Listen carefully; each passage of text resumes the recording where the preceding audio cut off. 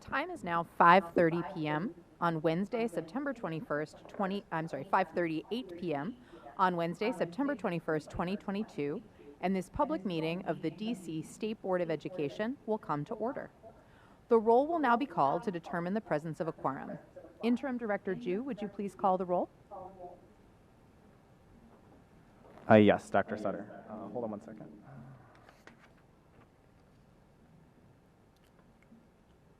Representative Bernstad? Present. Representative Burgess? Representative Burgess? Representative Wages? Representative Wages? Representative Washington? Present. Representative Gasoy? Present. Representative Chang? Present. Representative Wattenberg? Present. Representative O'Leary?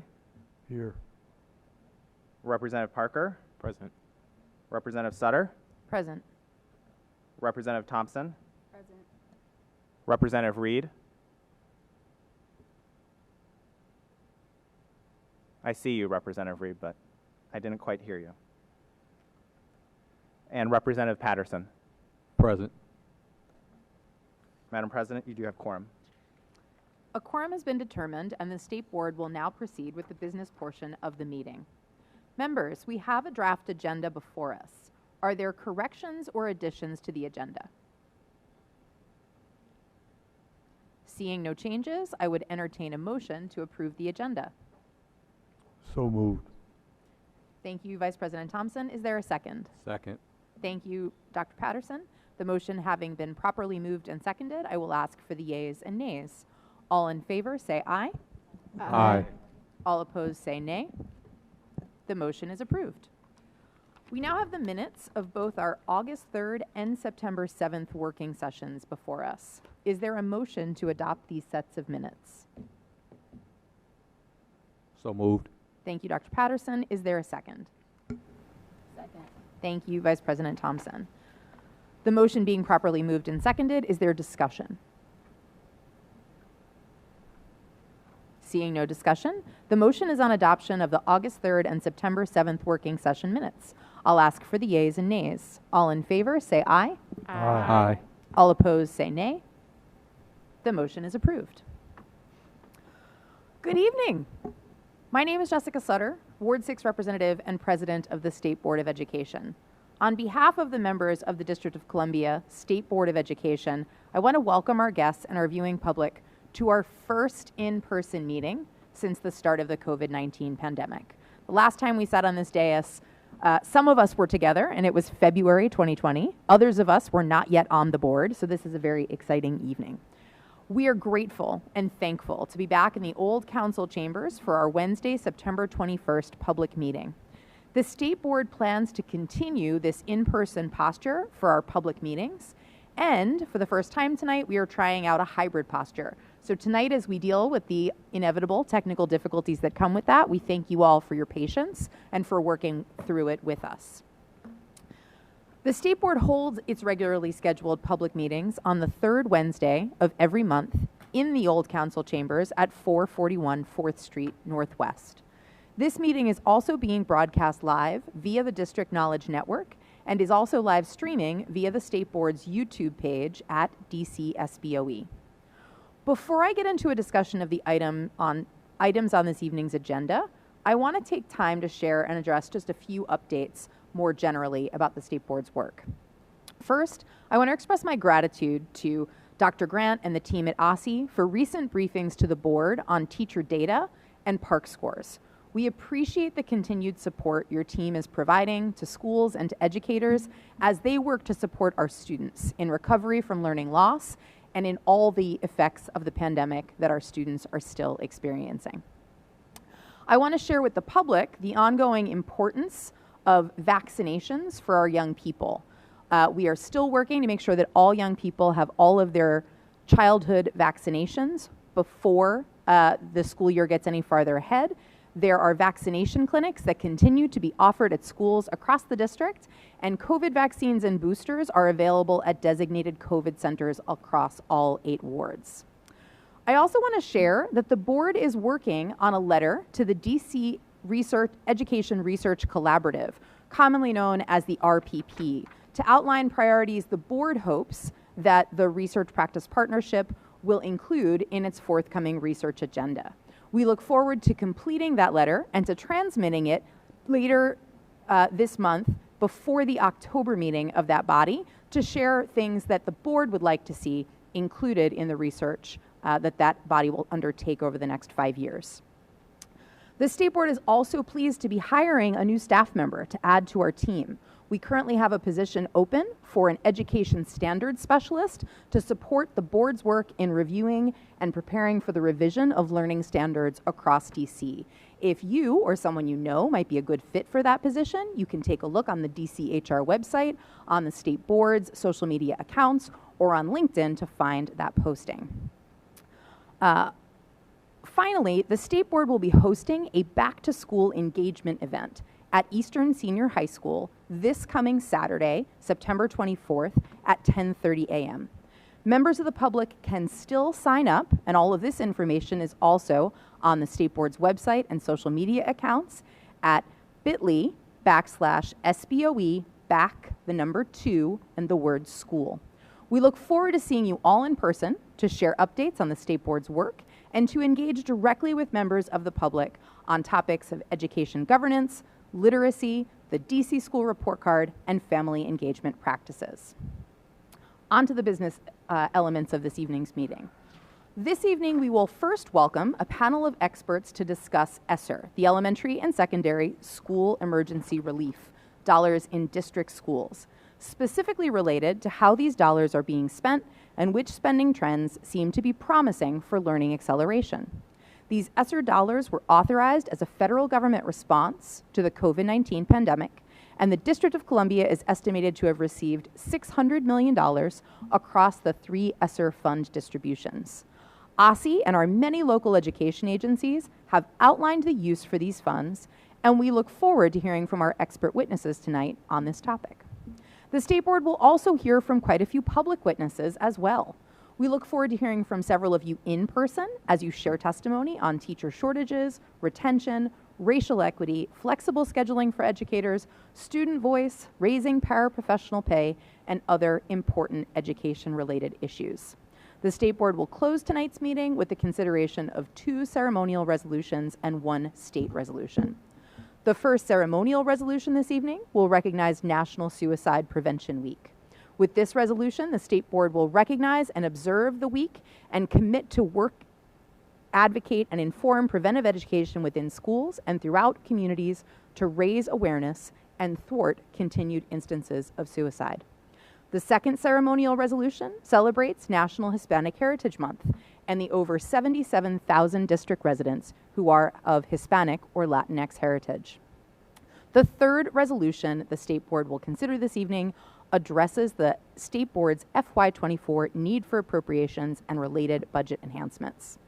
Finally, I want to note for the audience here and at home that the Committee of the Whole of the DC Council, chaired by Chairman Mendelson, is holding a number of hearings in the next few months that are related to work that the State Board is also undertaking. On September 27th, there is a hearing on access to student records, a call the State Board often gets from members of the public. On October 6th, there is one related to financial literacy. October 25th will focus on teacher retention and the State Board's data bill. November 30th, there'll be a hearing on attendance and chronic absenteeism, and December 7th, a hearing will focus on literacy, a topic of great interest to the State Board of Education. I encourage the public to learn more about these hearings on the DC Council website and to consider signing up to testify. Our State Superintendent, Dr. Grant, is unable to join us on the dais tonight, but she has graciously joined us via Zoom. Dr. Grant, I'll now turn to you for any opening remarks you have. Thank you, President Sutter, and congratulations to all the members of the board for this milestone of being joined together in person. I look forward to joining you all next month. This evening, I've had the pleasure of introducing one of our schools, Digital Pioneers Academy, to a global stage as they are being acknowledged for being one of the only middle school schools that are completely designed around computer science instruction. And so you all should feel very proud of the children of the district. They are impressing a lot of individuals this evening. And so thank you for letting me join hybrid. And I'll dive in to my remarks. I want to take a couple of moments to talk about some of our shared priorities. I want to describe the actions we're taking to moving closer to the public release of our updated social studies standards, along with my anticipated timeline on how we plan to move forward with updating our community service graduation requirements, and a couple of key items to keep top of mind for your discussion on the district's usage of recovery funds. Before I dive into those topics, I do want to acknowledge, as was referenced by President Sutter, the hard work of our Division of Teaching and Learning. They put forth a lot of effort to produce our Educator Workforce Report, which was released in May. I watched your working session on September 7th and was pleased to see that we were able to answer your questions and provide you all with valuable information. I'm hoping that this is an example of how we can continue to work together to produce reports and present information that advances our shared understanding in a way that will ultimately improve outcomes for the students across the District of Columbia. I also want to let you know that we've received feedback on our ESSER State Plan Amendment from the United States Department of Education.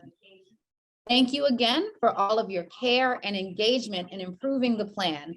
The comments were largely technical and do not change the philosophical direction of our plan. We're currently working to digest and respond to their comments, and I will continue to keep you all updated on our path toward approval. Moving on quickly to social studies, I am pleased to inform you that we have made significant progress since I last addressed the board. In July, OSSE reconvened its technical writing committee to accomplish two important tasks. One, to solidify a strong set of anchor standards, and two, to establish course titles and descriptions for each grade level. As a reminder, anchor standards outline the overall big ideas and important processes that recur within a field of study. OSSE has selected 4 traditional content strands to serve as anchor categories: civics, economics, geography, and history. In addition to the traditional content strands, OSSE created a 5th anchor category, the inquiry arc, which encourages and encompasses social studies thinking, skills, and processes. These anchor standards align with the big ideas found within the Social Studies Standards Advisory Committee's guiding principles. The course titles and descriptions for each grade level, K through 8, as well as high school social studies courses, are drafted.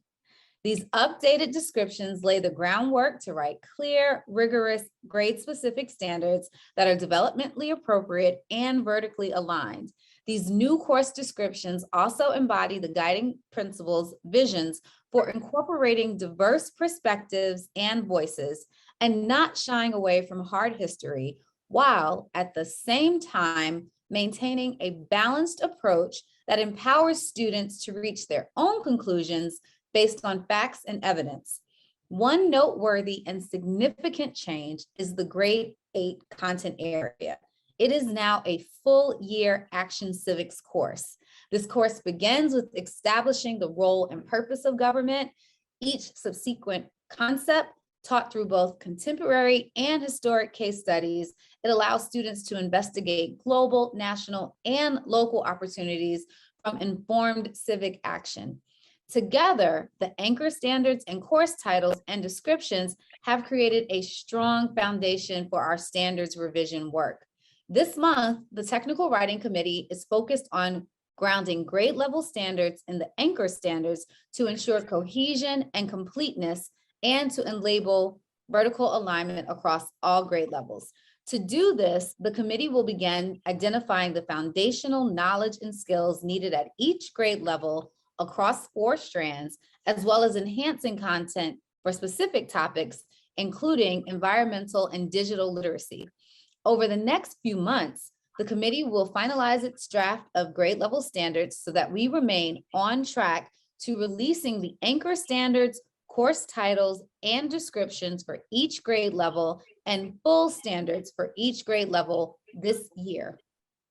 This fall, OSSE will convene a panel of critical friends comprised of national leaders in instructional standards and social studies topics who will provide feedback and advice to the committee through a national lens.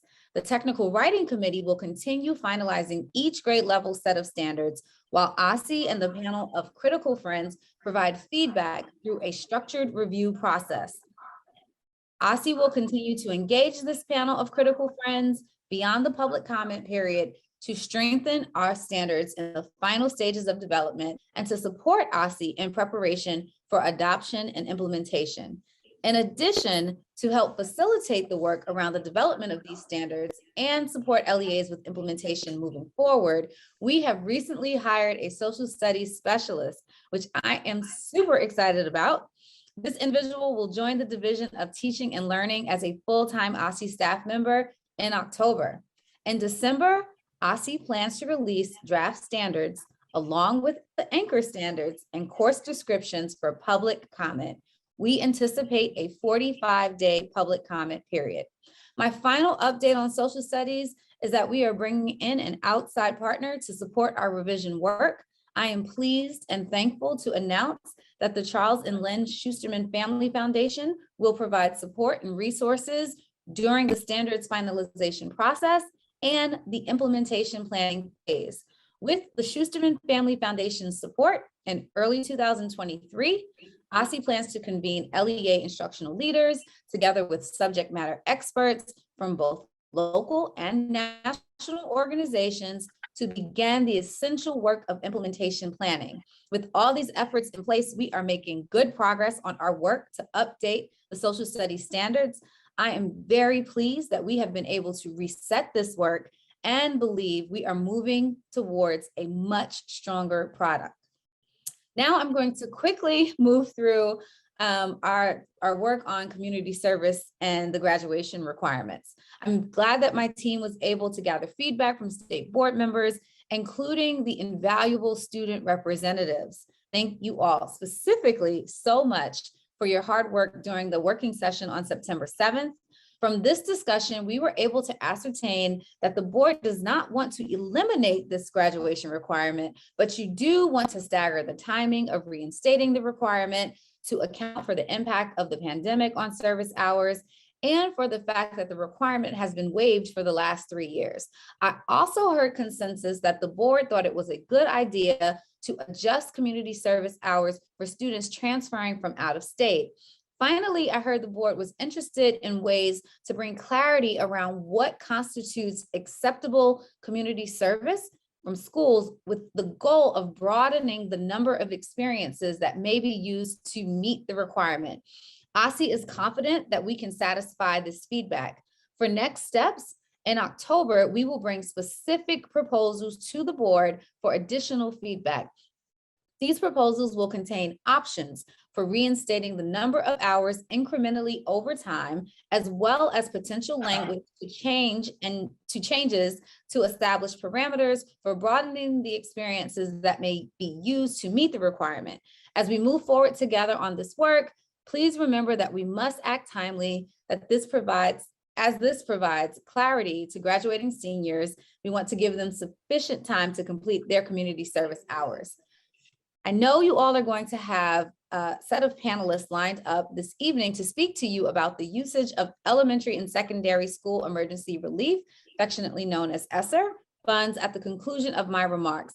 I too look forward to hearing what they have to share, but before turning over the floor, I would like to briefly highlight a few items to keep in mind regarding the usage of our district's ESSER funds. So again, I'd like to provide context for how we have gotten to where we are today.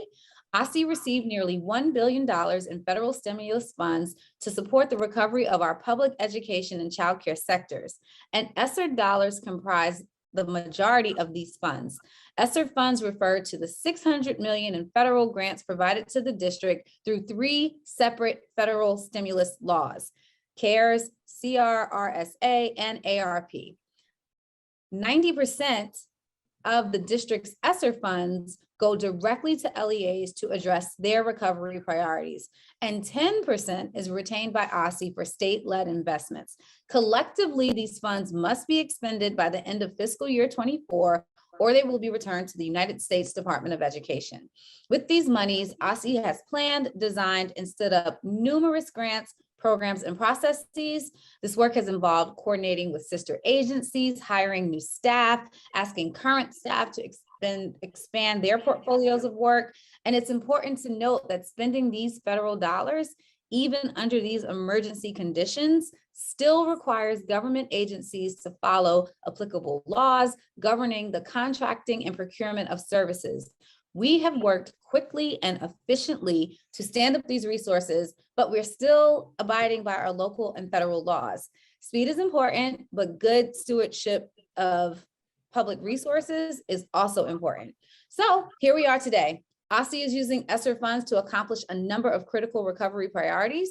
We have been focused on accelerated learning, supporting student and staff well-being, enabling a safe reopening, and expanding pathways for post-secondary success.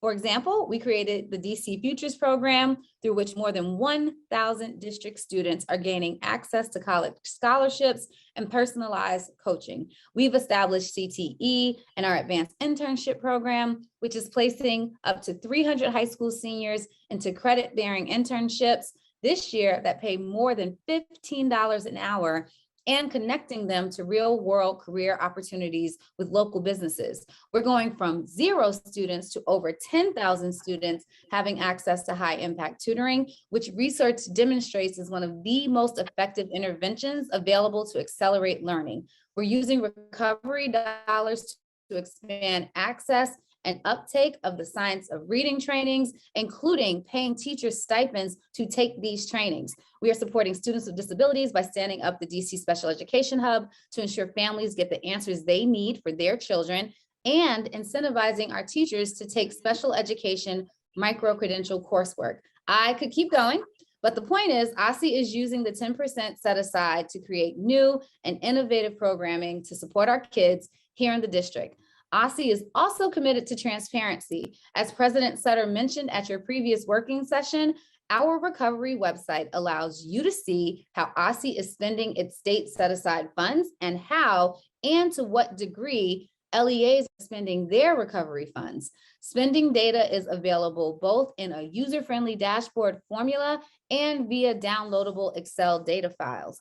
The data is broken out into specific categories: accelerated learning, safe reopening, student and staff wellness, and other. In providing the data this way to our public, our hope is that parents and community stakeholders will use this information to continue to push for clarity around LEA spending plans, advocate for spending that aligns to community needs, and be able to track how we're leveraging this historic investment in public education. We will update this data quarterly to keep you and the broader public aware of future spending. Fundamentally, our commitment to transparency is rooted in providing the public the information that they need to be empowered to speak with education leaders about recovery investments. And I'm very, very proud that the recovery website accomplishes this goal. As I conclude, and thank you so much for your time, I ask all state board members to please remind parents to vaccinate their children when you are out in the community doing your constituent engagement work and at your event this Saturday. Letters were sent to parents of non-compliant elementary grade students on September 7th. Similar non-compliance notices will be sent to older students on October 3rd. Schools will begin excluding students who remain non-compliant with the law 20 days after notifications are sent, October 11th and November 7th, respectively. We know that routine pediatric vaccinations are safe, effective, and the best way to prevent the dangerous spread of contagious diseases like the measles or polio. Yet too many of our students remain out of compliance. I appreciate your help in encouraging parents to get their children up to date with their immunizations as soon as possible. Finally, and last but not least, I want to thank all the students, our parents, our teachers, our administrators, everyone who is currently serving the education of our children for a strong start to this new school year. I encourage you all to get out in our schools, take in the joy of learning. Thank you again so much for creating this opportunity for me to be with you all, and have a wonderful evening. Thank you, Dr. Grant, and thank you for bearing with us during that period of technical difficulties. We appreciate OSSE's continued partnership on so many issues of importance to our students, families, and schools. We're going to turn now to our expert panel. Our expert panel this evening consists of 4 invited witnesses who will share their thoughts on ESSER funding trends in the district and across the United States. The COVID-19 pandemic has left states, districts, and schools looking for more supports and ways to create impactful, equitable, and sustainable solutions to accelerate learning. I'm very excited to hear from tonight Chad Alderman, Policy Director at the Edunomics Lab at Georgetown University, Chelsea Coffin, Director of Education Policy, the Education Policy Initiative at the DC Policy Center, Lynn Jennings, Senior Director of National and State Partnerships at the Ed Trust, and Jonathan Travers, Managing Partner at Education Resource Strategies. If the guests who are with us in the room would come to the table now. Mr. Travers is joining us from Zoom, so let's make sure we've got that all set up. Each of you will have 5 minutes to speak, and then we'll move to one round of questions from the State Board, where members will have 4 minutes for questions and responses from our guests. We'll begin with Mr. Travers on Zoom, and then we'll move from my left on the table across. There's a timer in front of you that'll have your time, and we'll start to blink at you when your time is winding down. Whenever you are ready, Mr. Travers, we'll let you begin. Okay, good evening, members of the DC State Board of Education. My name is Jonathan Travers, and I'm Managing Partner at Education Resource Strategies, a nonprofit for the last 15 plus years that has worked with large, mostly urban school systems across the country to help them allocate and use their resources, people, time, and money, to ensure that schools can meet the needs of all students. Today, I'd like to share with you what we're seeing nationally in terms of promising practices and lessons for how ESSER dollars are being spent so far. I would ask, as we get into this, I do have some slides that we could project, or I could also just go for it without slides. But I can't share my screen directly the way that I'm set up here. I think we're working on the screen sharing problem, and you are welcome to share your screen.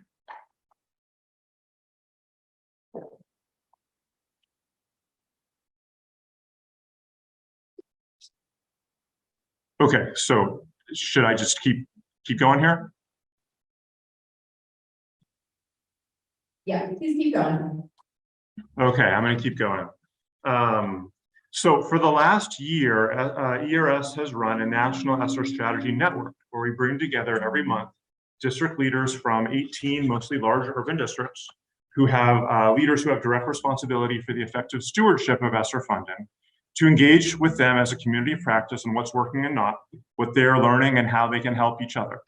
This summer, we've supported directly a subset of those network members to help them run what we're calling ESSER halftime reviews, step-back sessions for the leadership team to engage in data and reflect on what to stop, start, or change about their ESSER investment plan coming into the second half of the spending allowability period. Much of my testimony today comes out of our network and from these halftime reviews specifically. Great. So to start, if we go to slide 3, what do we think research and experience would suggest about equity, what equity and excellence-driven ESSER spending ought to look like? Our network coalesced around the 7 guiding principles that are on the 3rd slide. Our website linked at the bottom has more detail on what each of these means and looks like in practice. I would just highlight a couple briefly here. On sustainability, a common misconception we're finding is that people perceive individual ESSER investments to be sustainable or not. So new positions are categorically unsustainable, or equipment purchases are no problem. We think that this is oversimplified. The more sophisticated systems we're working with are thinking about the sustainability of their full investment strategy, not of individual line items. They're also trying to integrate all funding sources to avoid spending ESSER in ways that are misaligned with the rest of the budget. The other principle I'd lift up here is on proven high impact strategies. So going to slide 4, if that's possible. These what we call power strategies are the types of investments that research and experience suggest are most likely to accelerate student learning, while also laying the foundation for continued systemic change. The research around the impact of a high quality curriculum makes that a great ESSER investment for a system without one. Dallas ISD is a great example of a district that's effectively added instructional time through intersessions at many of their higher needs schools. Lots of districts, as the state superintendent mentioned, are investing in targeting individual time and attention through tutoring. And Nashville is an example of a district adapting teacher roles at a subset of schools to improve instruction, teacher working conditions, and long-term teacher retention.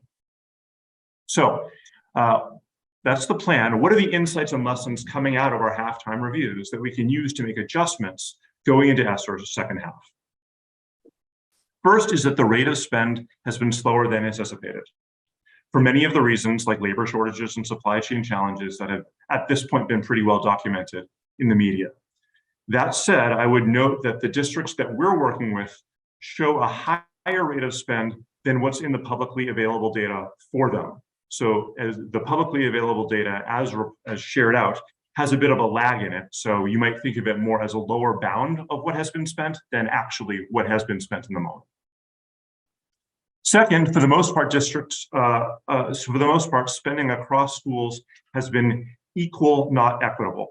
Districts aren't spending, more per pupil in schools that need it most, which is a challenge, and which is why we think that it's so important that districts reallocate and adapt spending strategies consistent with the needs of their schools and students. On efficacy, visibility into causal impacts of ESSER spending is really limited. And given the complexity of service delivery and data collection right now, it's probably not a realistic standard to hold even the most sophisticated systems to. Instead, we see the implementation metrics and the leading indicators that correlate with outcomes as more promising to inform ongoing adaptation of prioritized initiatives. Our lesson on continuous improvement is that the systems that ultimately have the best impact with ESSER aren't the ones who had the best initial plans, or they're not going to be the ones that had the best initial plan, but those who adapted best over the following years. So stakeholders should create the expectation of learning and adaptation and not hold on to the original plan for the sake of fidelity. And finally, we see the interaction of ESSER and declining enrollment as the far greater sustainability challenge than ESSER itself. In fact, ESSER funds can help bridge responsibility to share new enrollment levels if used strategically. But we do worry that systems that instead use ESSER funding to maintain pre-COVID staffing levels, despite big enrollment losses, are going to need unrealistically large increases in state or local funding in the out years to avoid much more disruptive and painful consequences. In closing, I'd like to acknowledge the depth of the challenge that facing system leaders right now to ensure that schools and their families are getting the quality of education experiences they need and deserve.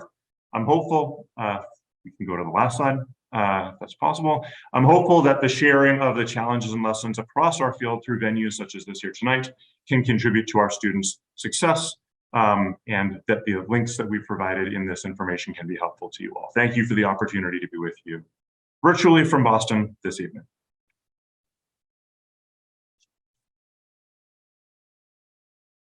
Thank you, Mr. Travers.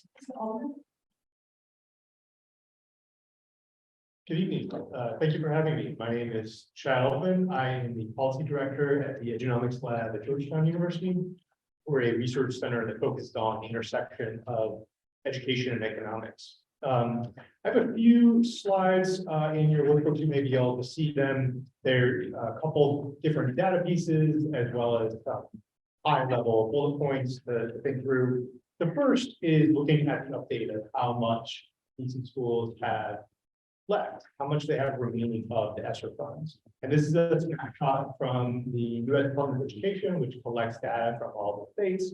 And I've highlighted a couple different points here. One is on the total amount that DC received, about 19% was spent as of June 30th, 2022. As Mr. Travers mentioned, these are susceptible to different reporting lags, and they may vary. It definitely doesn't capture all that's been planned to the expenditures, but these are what are officially reported in the public sphere.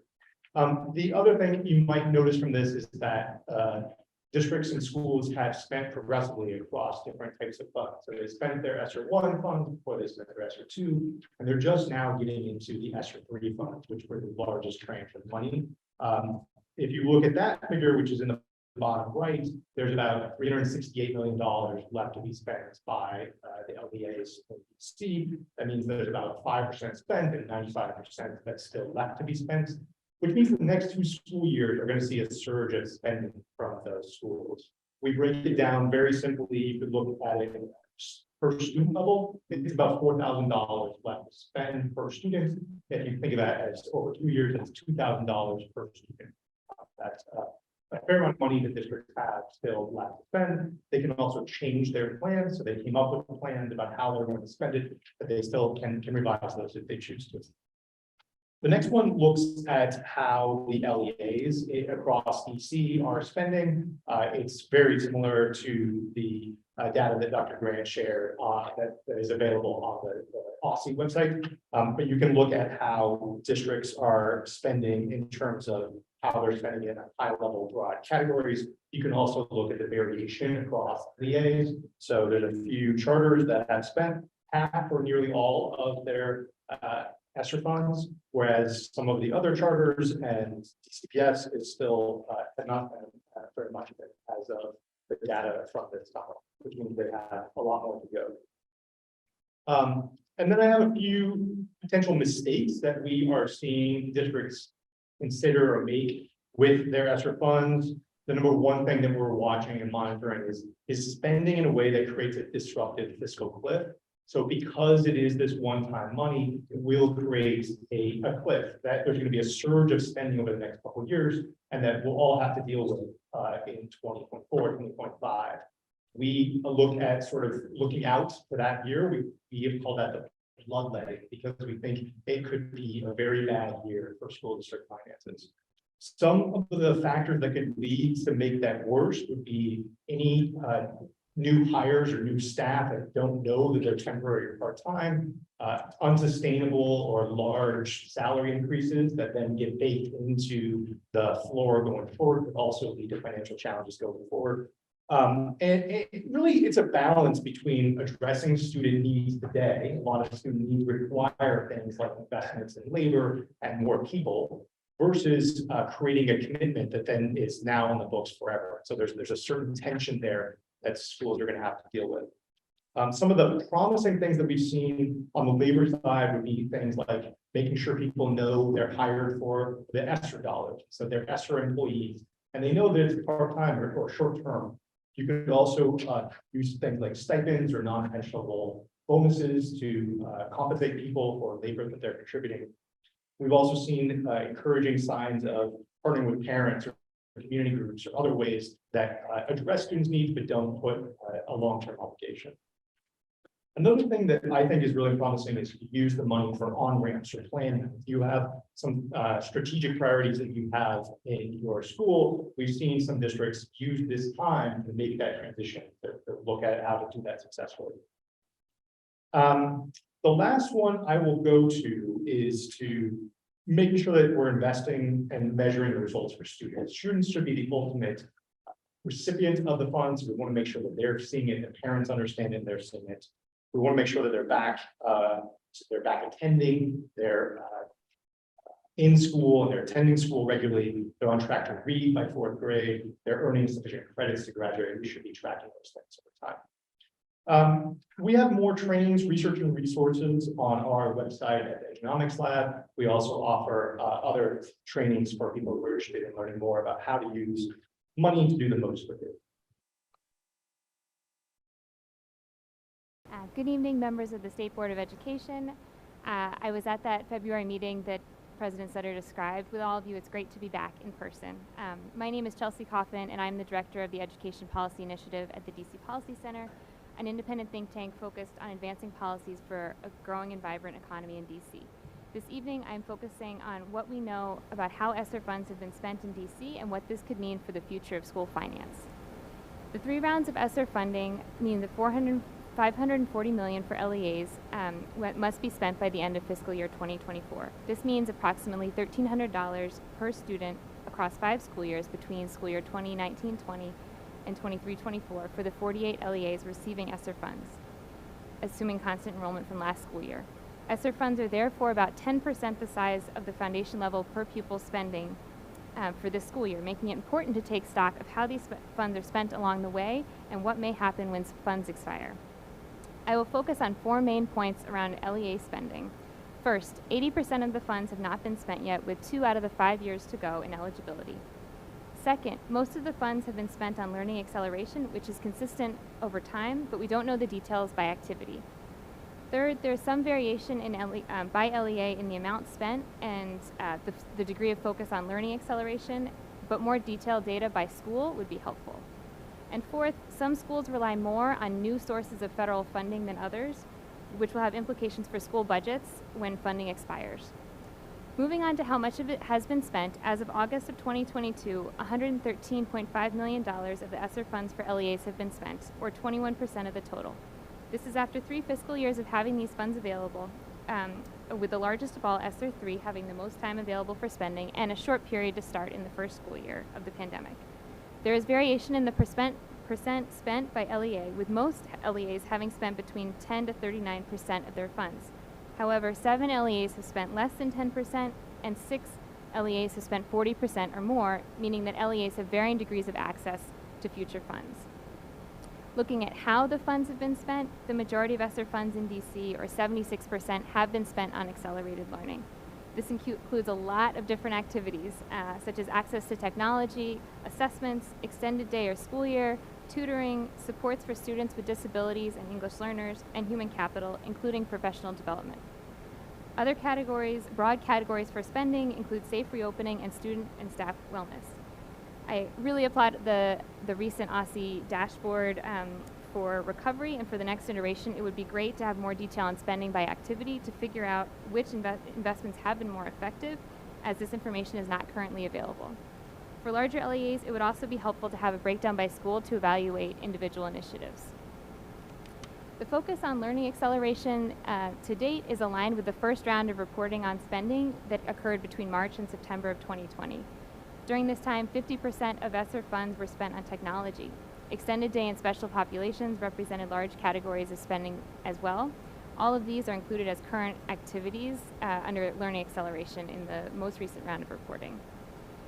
There is also a lot of variation by LEAs on the percent allocated to learning acceleration, which is the largest bucket. 19 out of the 49 LEAs spent more than the average of 76% on learning acceleration. 15 out of 49 spent less than half on learning acceleration, focusing instead on safe reopening or student and staff wellness. For context, about 20% of ESSER 2 funds must be spent to address learning loss. It would be interesting to see the extent to which a focus on learning acceleration is related to greater gains. Learning acceleration in terms of instructional changes could mean a lot of things, as reported by LEA's continuous learning education plans.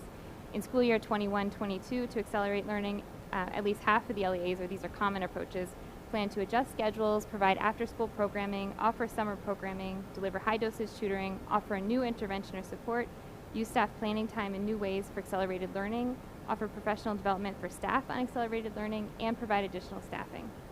In this current school year, 22-23, to accelerate learning, at least half of LEAs plan to adjust scheduling with summer programming or hiring additional staff. With more detailed information on how learning acceleration was spent, it would be useful for future planning to see which approaches have been more successful. All of this analysis takes stock of LEA level spending, and the only information at the school level looks at total federal spending from school year 2018-19 to school year 2020-21 to compare. During this time, federal spending at the school level per student in DC increased from 9.7% to 12.5% of total per student spending, or 2.8 percentage points. However, some schools have come to rely more on federal funds, with 13% of schools having an increase of double this amount, meaning that these schools will face more of a fiscal cliff after 2024. Thank you for your time. I look forward to answering any questions that you may have. Thank you, Ms. Coffin. Dr. Jennings?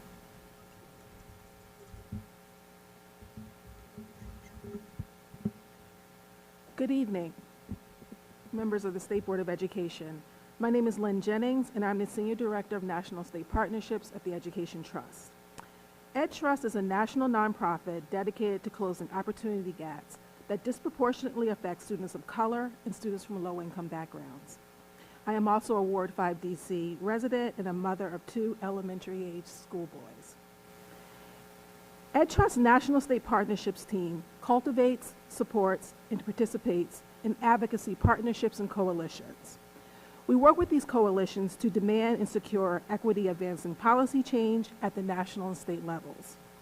We work alongside educators, policymakers, students, community, and business leaders to advocate for changes in school systems and systems of higher ed systems to make sure that these schools, these institutions are serving all students, no matter the color of their skin, family income, and how they identify.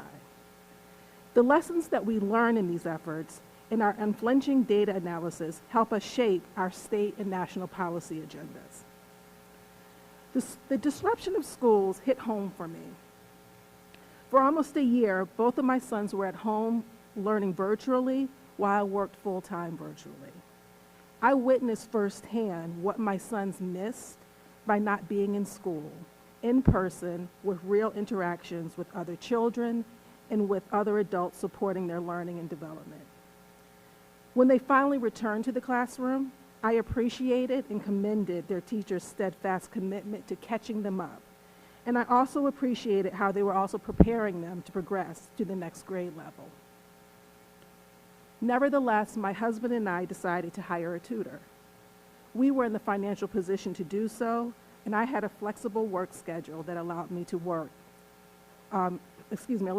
accommodate a hectic tutoring schedules. But I am fortunate, and for many families, hiring tutors is just not feasible. Leaders of schools and school systems must address this unfinished learning, and they must do so by accelerating learning.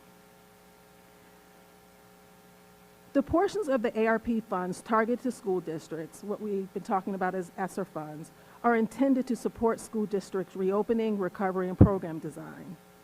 Since March of 2021, districts have been developing and implementing plans to spend these funds. In some districts, we're learning and we're finding as we look through the websites, they're doing a really good job of reporting how they're spending the money. But there are many others that have lacked the detail, and many of the advocates and the families that we are working with are wondering, where's all this money going? And also when we're reviewing these websites, what we've noticed is that questions such as whether districts are spending their funds on practices that are actually rooted in evidence, or are districts actually prioritizing equity, many of those questions are left unanswered or unaddressed. So today I want to share 2 promising practices that we have identified in school systems and a way of thinking about what questions we can ask as we're making these investments in students and making these investments in accelerated learning to see if do we actually think they have the promise of making sure that we're addressing unfinished learning. Existing data show that the pandemic has caused unfinished learning for all students across the country, and especially students from low-income backgrounds. Targeted intensive tutoring and extended learning time are 2 high-leverage ways to address unfinished learning. Because when they are well implemented, these are effective strategies for accelerating student learning and for giving students a strong relationship with another supportive adult. However, to be effective, these strategies must focus on acceleration and not remediation. We're seeing promising practices in 2 places. I'm sure there are more, but these are the 2 I'm going to talk about this evening. One with the Nashville school systems, and the other in Guilford County in North Carolina. The Accelerating Scholars Program, adapted by the Nashville public school system, is an intensive tutoring program. Students in this program receive tutoring 3 times per week for at least 30 minutes at a time, always with the same tutor and with no more than 3 students. All of the tutors, whether full-time educators or volunteers, are trained in tutoring best practices. The curriculum is on grade level, not remedial, because they believe that this is essential to accelerating learning. An equity matrix was created utilizing academic data to ensure that this program was impactful and prioritized students most impacted by the pandemic.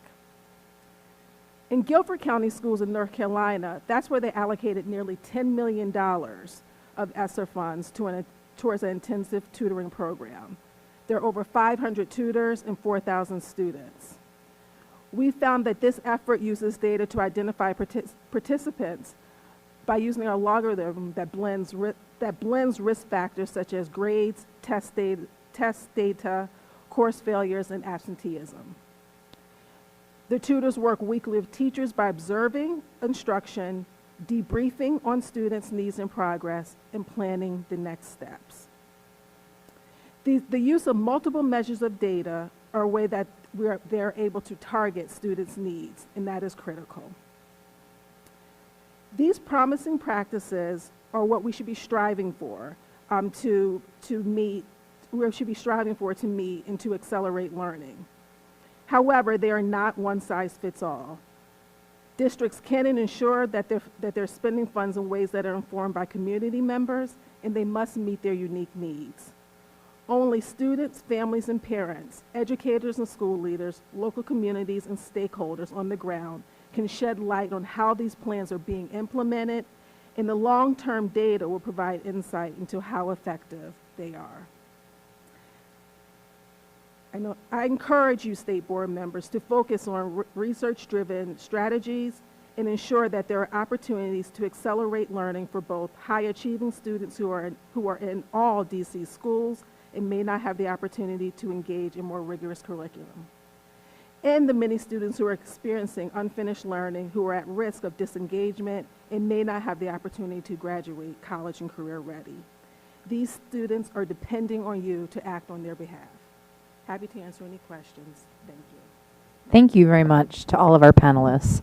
Mr. Jew will now call the member round of questions, and each member will have 4 minutes. A reminder to members that the 4 minutes includes both our time to ask the question and the panelist responses. Typically, we begin with student questions, but today we're going to begin with Dr. Reed since she's on Zoom, and then we'll have the members called first with our students, and then we'll move on to elected members. Sound okay? Okay, thanks all. Dr. Reed. All right, thank you. I thought I heard my cue, but I wasn't sure. Good evening, everyone. You can hear me okay? Perfect. Jonathan Travers, going to start the question with you and then open it up to the in-person panel. You mentioned equity. Could you provide examples of how states are ensuring equity or attempting equity? Some concrete examples, and then, if there aren't any or if anyone doesn't have any examples, ideas that you may have related to using these funds equitably.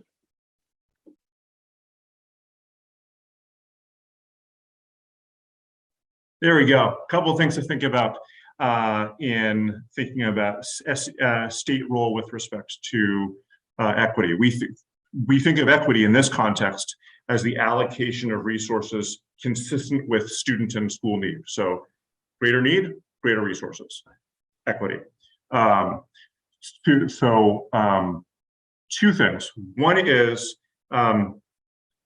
it is difficult to make need-based resource allocation decisions in the absence of data about need. So one example that one role that a state can play is ensuring that there's transparency and feedback into resource allocation decisions about where students and schools are first. Second thing is when you allocate school dollars directly to schools, you can differentiate the amount. So some set of schools gets a much higher dollar per pupil, other schools gets a much lower dollar per pupil commensurate with that need. there are potentially obstacles that schools have in being able to spend those dollars effectively. So particularly right now, a number of us in our communities are facing labor shortages, hiring challenges. To the extent that we can make that easier for districts, for individual schools to be able to spend their allocations, good. To the extent that we can provide ideas like some of the things that were provided today to ensure that that schools have access to good information about evidence-based practices, given their unique needs, also a good, important role. Okay, and with the 45 seconds, anyone in the room would like to address? If not, I will yield my time. All right, so we're going to start with our student representatives. Representative Bernstead. Hi. I had a question based off something Mr. Alderman said, but I think this is a question for everyone. I know you mentioned that like the expiration of the funds creates a cliff. What does this look like beyond employment, and how can we kind of soften the blow of this impact? I know some things like high impact tutoring and transparency were mentioned, but I was hoping you could touch on that more.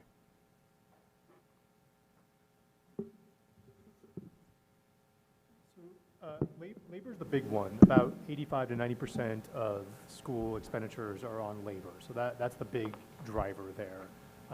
As we mentioned, it was about 10%. I think it's actually more like 15 or 20% of district budgets are going to be in this new surge of money for the next 2 years. Depends, it'll vary across communities, but that is money that is one time. So they have to spend it by September 2024. If they don't spend it, they give it back to the US Treasury. And so that will create a big surge of investments. The ways to think about mitigating that, one is on the labor side, being clear about the money is one time, and so you're going to use it in one-time ways. Other types of investments, I think Mr. Travers mentioned some other things at the outset, like upfront curriculum purchases, so you can front load your curriculum purchases. If you have a cycle or you're going to buy curriculum every 5 years, you might want to upfront some of those costs. Similarly, curriculum purchases or licenses, you can buy licenses for multiple years at one time, so you don't have to have it as an annual cost. Those are some ideas. Anyone else want to jump in? Thanks so much for this question.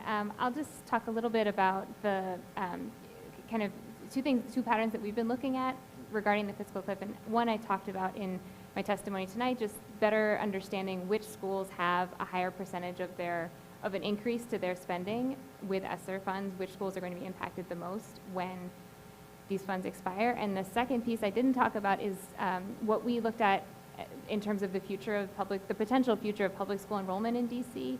Just given lower birth levels in DC and some families moving out of DC or shifting away from public schools, that there could be some schools that are hit harder by an enrollment decline in the coming years that could be elementary schools, that would tend to be elementary schools. So having plans in place for those schools.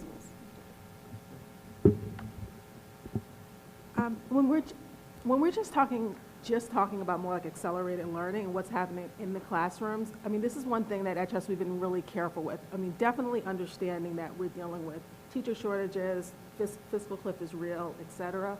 But a lot of what came out of the pandemic, the inequities have already been there, you know? And so we want to be really careful that we're not putting money into something to try to backfill something that's already happened, and instead make the investment and what we should have been doing before and push it up that way. So in that way, what we would like to do is have a shift in how we're thinking about this in terms of making the investment schools be doing, and it should be sustainable moving forward. Okay, thank you so much. Thank you, panelists. Representative Washington, did you have any questions? No. I have no questions at this time, so I guess I yield my time. Okay, thank you, Representative Washington. Representative Wages, did you have any questions at this time? Okay, thank you. At this time, we'll move to member questions. It is practice from the dais that, please recall me if I'm correct, that the order that members arrive to the meeting is the order that questions are, it is. So if for the members who may recall, I think it's your order of attendance is the way the question order is called, so I will do my best to recall that. First is Representative O'Leary. It's always good to be early. I have a general question, and it's because I don't know anything about statistics and these kinds of things. The district was given this big bucket of money, and from these figures, it looks like about a fifth of the schools have almost spent all of their money, and about maybe a quarter of the schools have spent about a half of their money, and about a half of the schools have spent less than 10% of the money so far. Are there any guidelines about what you're supposed to spend the money on, or how are you supposed to spend it? It's a budget, right? You were given money for 4 years, is that correct? And that they have to spend it it's got to go by the end of the year, it'll go back into the treasury or whatever. Is anyone watching what happened the first year, or what happened in the second year, and gotten and said to somebody, why haven't you spent this money yet? You've still got X amount, or why have you spent all your money in the first 2 years and you don't have any money left? And what are you spending it on?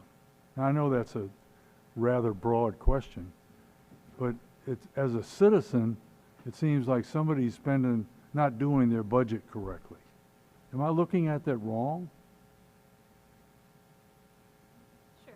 I think one factor is just kind of thinking about the last tranche of funding. The ESSER 3 was the largest tranche of funding, and so there could be some shifting of funds. Like there could be a lot of spending on the back end because of that. But I think it's great that we do have this picture at the LEA level of how much has been spent, and I'm assuming that LEAs are taking stock of it, but I think this is a good time for that conversation.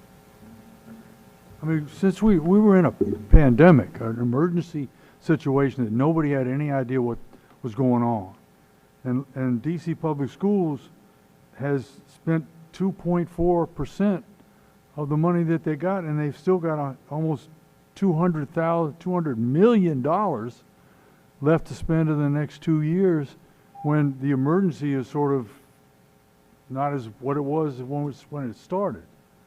Who's watching this? Anybody?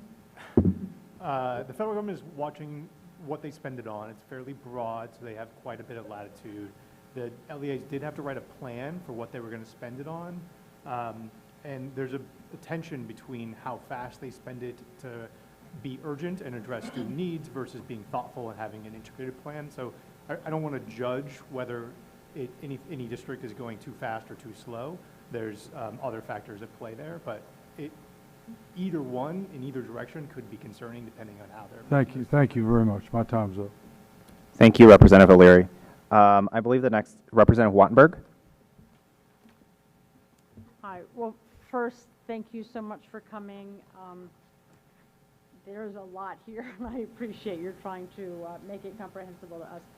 I have so many questions, I'm not even sure where to start, but I think I'm going to raise one that you really haven't raised, so maybe it won't come up in follow-up, so I'll trust my colleagues to raise some of these others, which is we're facing, as are other places, enormous teacher turnover. And all of these are about tensions, right? It's do it quickly, but do it well. It's all of these. In this case, yes, we want the money to go to the kids. I mean, I'm worried about, we're going to use it to buy curriculum that we have to do a couple of years from now. We want to use it on things that are going to go to the kids now to make up for what's being lost. At the same time, every day we're losing teachers and we have vacancies. Is there money that can go to that in some ways that makes sense? Have you seen that elsewhere? Do you have any advice for us? The money can be used on that, on operating expenses. I will caution that would then lead to some of the fiscal cliff issues. So well, let me be clear. I'm not saying to, the point isn't to pay the salaries. the teachers are leaving. The point is, what can we do to help the teachers that are there not to be leaving? That's what I mean. Yeah, we have Okay. seen some districts, a lot of districts have offered stipends or retention bonuses along the way. So if teachers commit to staying another year, 2 or 3, the districts will pay out over time. We've also seen more districts target those. So schools, teachers who commit to staying in high need schools, or teachers who commit to teaching in high need subjects, like special ed is a big shortage right now. So those would be prudent uses of the money, of targeted one-time investments. Because of some of the turnover that's happening right now, I think some of it was pent up. Most teachers actually had lower turnover during 2020, and so some of that is catching back up to us now. Some of the turnover issues are also steeper with what I would call like low-wage workers, so cafeteria workers, bus drivers, instructional aides have much higher turnover in general than teachers do. So targeting where the dollars are going, making sure it's addressing the biggest challenge areas. Thank you. Any others? No, I was going to agree. I mean, the big one we've seen definitely is the retention in high need areas, giving some kind of bonus or stipend for teachers in those areas. One small piece that we have been thinking about and looking into is the availability of substitutes, and just thinking about that to fill gaps when teachers have to be out. Maybe teachers feel more comfortable when they need to take a day off. I'm not a teacher, but I would, it's much more stressful. Anyway, just kind of thinking about that as a short-term staffing. Thank you very much. Thank you, Representative Wattenberg. Let's see here. If I'm looking at this correctly, I think Representative Patterson would have been next. Thank you very much. I want to go back, Mr. Alderman, to your comments about labor, because I'm very concerned about what we'll lose once we don't have those ESSER dollars in positions that we're filling and stuff like that. Could you give me some more, if you have, details on where that money is going on in positions that we as a board need to start looking at once those ESSER dollars are going away, that are kind of supplementing classrooms at this particular time, because we'll have budgets going forward, and we need to know kind of where do we need to be placing our emphasis on labor that probably won't be serviced by ESSER dollars in the future. Yeah, unfortunately, we don't know that specifically. So I have it here on my slides. You can see the broad categories we have so far of what districts are spending, their LEAs are spending their money on. And it's, to Ms. Coffin's point earlier, it's accelerated learning, other expenditures, safe reopening, student and staff wellness, which are kind of broad buckets. As a state board, I think this would be a good role for you to play, to ask and push for more detail in terms of where the dollars are going, the types of staff, and then also thinking about evaluating the investments as well. So making sure that if you're making an investment in student wellness, are those investments working? Are they helping students recover? Both so you know that the dollars are well spent, but also so you can make that case that we need to keep the funding going forward once the federal funds run out. Thank you. And did anyone else want to chime in on that? Thank you. I'll yield back my time. Thank you, Representative Patterson. I believe Representative Parker was next. Thank you all for your testimony. It is my understanding that the U.S. Department of Education has extended the deadline for LEA or districts to spend ESSER funds. With that, a question that comes to mind is like, how are we tracking the impact of this money from district to district? Have you seen any examples that you would point to as exemplars in that respect? Yeah, so there's two parts there. One is on the extension. So the extension applies to contracts. If the LEA has a contract that just hasn't been executed by September 2024, they can still pay it out over another 18 months, so to March 2026. But that is so in theory, LEAs could spend through 2026 by 2024. We don't have full clarity on it. When I say contracts, it's usually something like a tutoring contract potentially, or certainly a construction was the main thought behind that, was something might take a while to be built and the payments might want to come after that. So that was the thought behind the extension. The original deadline was in law, and there's still some federal negotiations of whether that will be extended or not. Some people are pushing for that. Your second part was on evaluation, and the best example I've seen is from Connecticut. They set up an office, and it sounds like DC is well situated for this, to have an office with a mandate to evaluate some of the uses of funds on both how it's spent, so we know more, as well as evaluation of whether they're effective or not. And so that would be a good role, I think, for the state board to play, is making sure those sorts of things happen and making it clear who's supposed to be doing those things. Thank you for that. I would love to hear from others, but just thinking, as we're soon addressing the RPP, that could potentially be a body that investigates in that same respect. Did anybody else want to weigh in? And I would just add that that OSSI does have a plan to evaluate the high-impact tutoring efforts, which I think is a flagship part of learning acceleration that will occur over this year, from what I understand. And I'm not sure about the other interventions. I think that would be great to extend that same. And if I could just ask a very quick, I also want to note that I believe the clock is set to 3 minutes versus 4 minutes. But I just want to quickly follow up, Ms. Coffin. You mentioned recommendations for investing in elementary schools, just given the decline in enrollment. And that's pretty broad. Like, any specific recommendations? Is that personnel? Is that in training, development? That's great. So I want to clarify. I wasn't specifically saying shift investment to elementary schools, but I was saying that when the fiscal cliff happens, given enrollment trends and the way that births are, we have looked at the numbers. It seems like elementary school enrollments are more likely to decline than other years. So being more aware of elementary schools, maybe better planning for what is going to happen to elementary schools when there's fiscal cliff with ESSER and lower enrollment is important, not necessarily more investment. Gotcha. Thank you. I was just going to say, with the Department of Ed, even with the plans that we have around ESSA, I mean, one of the things that we're really pushing in the guidelines is more around family, community engagement, and stakeholder engagement. And that was one of the requirements, is that there's supposed to be some kind of engagement. And part of it is because some of these outcomes we will not know until down the road. So we have to have somehow some kind of conversation that's going on to know, is it working? Is the investment worth it? And what we've learned in other places that we learn really quickly, it's not. So when you have a tutoring service that's coming in and it's all virtual, or there's one person and every time students are getting a different tutor, that is not an investment that's worth it. And so you need to rethink how you're spending the money. Thank you. I think that is my time. Thank you, Mr. Parker, for the clock note. We'll fix that. Yeah, thank you. I believe next is Representative Gasoy. Thank you, and thank you all for being here. I'm wondering if there are insights into referring to the differences in how much has been spent by different LEAs.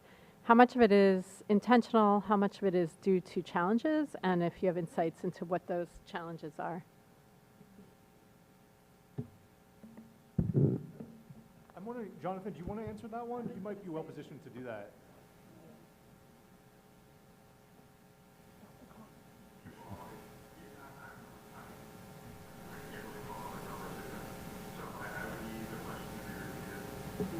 What are the challenges, the primary challenges that LEAs are facing in spending their money?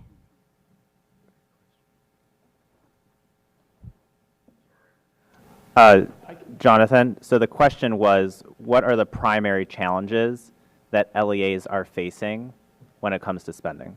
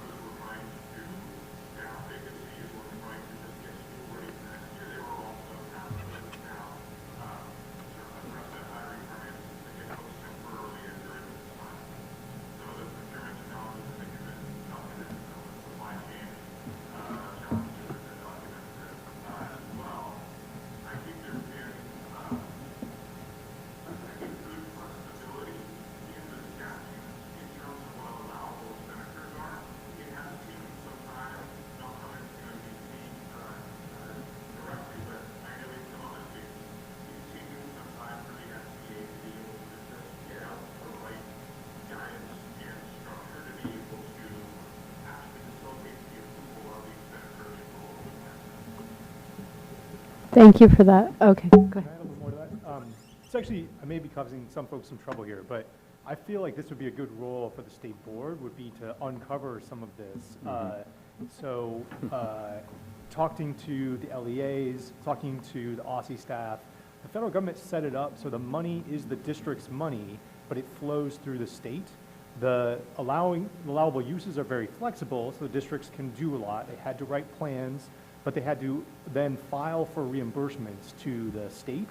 And so there may be some issues that are challenging, and so maybe that's some of the reporting issues that we're seeing, as well as some of the clarifying of what's allowable, what's not allowable. That seems like a communication problem that the state board could weigh in and make sure that both sides are communicating well and getting the money out to students so that they're making good use of the money.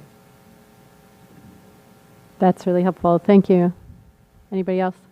I am running out of time, but Mr. Tavers, if you can hear me, was there anything you wanted to add about the Nashville example, what they did to retain teachers? You mentioned that there was some initiative that was focused on retention, but I'm out of time. Sorry, I'll just leave that one hanging.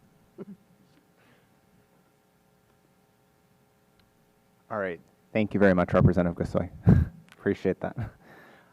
Next, I think we're going to move over to Vice President Thompson.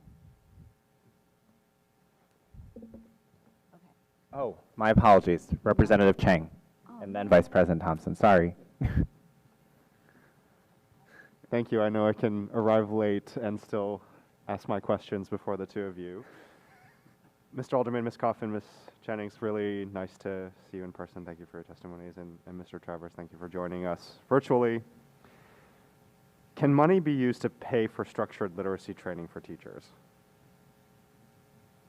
Yes. Okay. And have you seen schools here or elsewhere spend ESSER funding? What are some of the ways you've seen schools use this funding to advance literacy beyond high dosage tutoring? It sounded like Dr. Grant mentioned some of the state initiatives at the outset, so that'd be one place that I'm not as familiar with that. But the other ones that I've seen have been some states have paid or rewarded teachers who go through the LETRS training, LETRS. It's an intense training for teachers on the science of reading and gets them up to speed quickly on what they need to know about teaching reading. So that seems like a very good use because it is high quality professional development and it gets everyone speaking the same language on literacy in a school so they can get that training. And it's my understanding that this is a more tactical question now for DC, that it is up to the LEA to decide how to spend that funding, right? So beyond the example you gave of evaluation and oversight, for something like LETRS, right? How would we coordinate that effort and make it strategic across multiple LEAs? Or is that really up to the LEAs to decide and say, we want to invest in LETRS? Yeah, there are a couple ways to do that. So one, the state can invest in it and they can try to target a certain number of teachers from each LEA or each school if they want to. We've also seen some states use their pot of money to encourage districts to buy in. So districts do have ultimate flexibility on their pot of money, but the states have said, here's a sweetener. If you do this particular thing, we will give you extra money, or we want you to do X or Y. Maryland has a really good plan. They outlined 8 different priorities, and they gave districts extra money if they chose and articulated a plan against those 8 priorities. And so the state essentially used their money to incentivize district behavior. Has Aussie done anything similar in DC? Can't speak to that. I haven't heard anything, but I do think this is critical, especially given that kids' pre-kindergarten grades were the ones that lost the most enrollment during the pandemic, and that likely has an impact on kindergarten readiness and early literacy that will continue in future years. Thank you. I yield my time. Thank you, Representative Chang. Now we turn to Vice President Thompson. And for the record, Vice President Thompson has to go last because she's Vice President, not because she was late. I have a couple questions, but I'm going to focus on, I think, two. One, Dr. Jennings, you said many are left wondering, where is all this money going? I'm one of those people. And it's on. But maybe I'll get closer or louder. Many are left wondering where all this money is going. I'm one of those people. Is there like a advocacy 101 version that like families and parents should be asking? Coming soon. Coming soon, okay. We're actually putting out a guide just for that reason. What are the questions that we need to be asking when we're seeing the money, when we're getting money, or seeing that so many millions of dollars are put in this bucket, broad bucket? What are the more specific questions you could be asking to make sure that the money is, well, first being spent well, but then how is it being spent? Get a little more specific on how you're spending it. And that's what we like really want to focus on. Like saying tutoring isn't enough. Yeah. You know, so how are you spending it? What exactly is it going to? And then ultimately, what are the outcomes for students? Okay, awesome. I'm going to look out for this soon. I guess the district level question or the state level question, and I think it was actually Mr. Travers who mentioned it. He talked about being able to recalibrate your plan, and others can chime in. But can we talk about like what key indicators like we should be looking for when we know like when to recalibrate, and are there certain like benchmarks where we should be checking in? Because my guess is it's not once all the money is spent. That seems a little irresponsible. So in the beginning, I mean, looking at where the plans are, there's certain questions we can ask in the beginning of the plan, and that's partly where is it getting targeted, you know? So it being spent across the board is an equity approach to how you're spending the money. So first, how are you targeting the funds? And then definitely in terms of what are the milestones in whatever the intervention is or whatever you're supposed to be doing some kind of recovery for, where are those milestones, and making sure we have that, so then we can hold you accountable. So in a lot of ways, what ends up happening with these plans is that you have to create from externally your own accountability system or your own accountability plan for the plans that are given to you. And so, and you have to like spend the time to actually look at the plan to see where those places are, so you're not waiting at the end. I don't know if anyone else had thoughts. I think it's like the main outcomes on students, like our students back in school, high level attendance, chronic absenteeism, things like that. Another thing on the plans, so a lot of plans involved hiring and labor, and if now that it's all close to the end of September, if districts weren't able to execute on those hiring plans, what's their backup? Oftentimes late hires tend to not be as high quality, and there's disruption to add them throughout the year. So that might call for a change in plan, changing the course of direction, and finding a different way to solve a need. So if you're hiring counselors to address student mental health issues, what are other ways you might do that if you can't hire all the counselors that you aim to hire? Different things like that, I think, are ways to look at it. And this might already be going on in DC, but I think some learning across LEAs about what is working well could be helpful, especially within our context and within the same labor market issues and everything. I'm not sure if that's happening already, but sharing out those successful approaches would be good.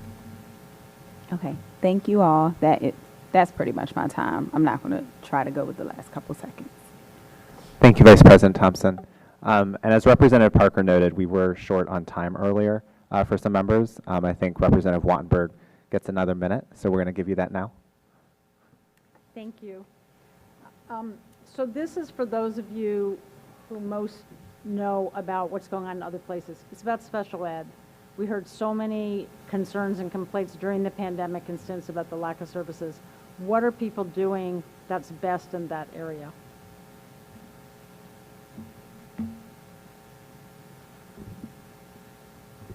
What we're hearing is a lot of things you've heard, but this is what I mean when I say when we see districts, when they get the money, they're making a plan for how they want to use it. So if you have a higher level and special ed students, when you put together your matrix or you're mapping how you're spending the money, make sure you're targeting there, And actually, we're not seeing that as many places as you would think, given what we heard about special ed and some of the other high need groups. And that's like a first step to any of this is, again, when I say, like, when we're talking about students, we need to know which students, what groups of students you're talking about and how that money is being spent, and then you pay attention that way. That's a very good point, and that's a minute. Thank you, Representative Wattenberg. President Sutter? Thank you.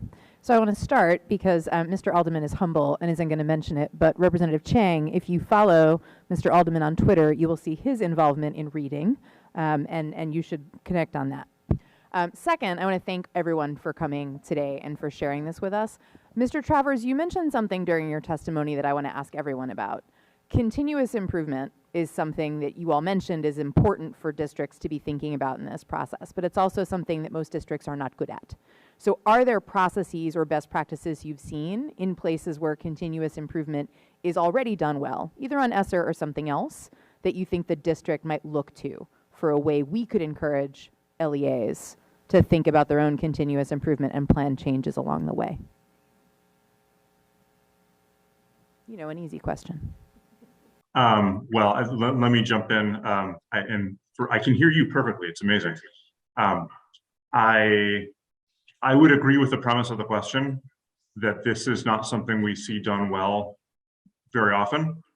I would offer some lessons from the Dallas implementation of intercession specifically, and part of an extended time strategy last year, as probably one of the best practices of continuous improvement and implementation adjustment that we're aware of during this ESSER time. We actually have a nice little write-up just profiling the work that they did there on our website. Two things come to mind here. One is they invested a substantial amount of energy in implementation management and continuous improvement. So this was a relatively senior leader allocating almost half of his time for much of last school year to what was admittedly a signature initiative of this past year. They invested in laying out from the beginning what they wanted to know about their implementation so that they could collect the right data. One of the big mistakes that I think we make is we just start moving forward with implementation and then figure out what data we're going to collect on how it's going after the fact. I thought they did a really nice job of just committing to a few questions they were going to answer coming out of each little intercession, each little week-long instructional period over the course of their extended school year. And then the last thing, and so one other thing that I thought was really nice about their approach was they engaged the actual deliverers, the implementers, in the continuous improvement. So they had these rounds of focus group kinds of conversations and survey data that they took at the end of each of the sessions, where they tested very specific things very specific hypotheses they had about what was going to work or not, and then made adjustments along the way. One of the things that is important in what I didn't say is that they were tracking outcomes in real time. That's not something that was feasible given the nature of the service delivery, and frankly, given the nature of a lot of the service delivery that ESSER funds are going to be spending. What they were doing is understanding the relationship that they saw from research between leading indicators of outcomes, sort of the things coming out of their implementation that they thought would be they knew from research would be leading indicators of outcomes, and then seeing if they were seeing those. And so that's the thing that I think was really interesting. And we're now through to the end of the year, and they actually, I think, had pretty decent outcome. From what we can tell, they had pretty decent outcome data coming out of it, but it wasn't the outcome data that they were looking at to make these continuous improvement decisions. Thank you so much, Mr. Travers. That's my time. And I think that's our end of our member questions, yes? That is correct, President Sutter, unless you wanted to do that. I think we're okay. Okay. Thank you all to all of our witnesses for coming tonight. It's been an extremely thoughtful and helpful conversation on ESSER funds and on ways the State Board might take a new role or a different role in making sure that these funds really reach the students who are most in need. Thank you so much for all of the time you offered. We'll be sure to follow up with any outstanding questions. Have a nice evening. The State Board will now take a 5-minute recess. When we return, we'll welcome our public witnesses. We're also going to use that time to try to fix some of the audio issues we've had in the first portion of the meeting. Comments will become part of the State Board's official record, and if you've already provided written comments to the board, those are on our website. If you, out in the public viewing, would like to speak at a future public meeting, please sign up on our website at sboe.dc.gov or contact our staff by email at sboe@dc.gov or by phone at 202-741-0888. Tonight we will hear from over 20 public witnesses, and we'll have in-person panels of 4 and 1 virtual Zoom panel at the end. Every public witness will have 3 minutes to speak this evening. For those who have joined us in person, thank you. Please note that you must use the microphone at the table. The microphone is already on. The timer light will be green for the first 2.5 minutes of your testimony, will turn yellow for the last 30 seconds, and will turn red after 3 minutes have elapsed. For those of us who have joined virtually via Zoom, we'll begin with our in-person witnesses before shifting to all of you. When you speak on Zoom, there will be a timer on your screen if you set your view to gallery mode. After each panel of public witnesses speak, we will pause for questions from board members. Members will have 3 minutes for questions for our public witnesses. Those 3 minutes include their question, comment, and the answer. Mr. Ju will call the public witnesses as well as our question rounds. He will also assist with timing to ensure our witnesses and board members do not exceed their allotted time, but we will, likely again, manage some technical issues and offer grace as we do that. Mr. Ju, would you begin by asking in-person public witnesses to come forward to the table? Thank you, President Sutter. Angela Hadley, Julia Jones, Spring Woodell, Rich Amenhat, Ben Williams, Lucia Cuomo, Sarah Cole, Gabrielle Dubois, Excuse me, you called my name, I'm sorry. I didn't know the format. Rich, I'm in the hat. yes, sir, you can come to the table.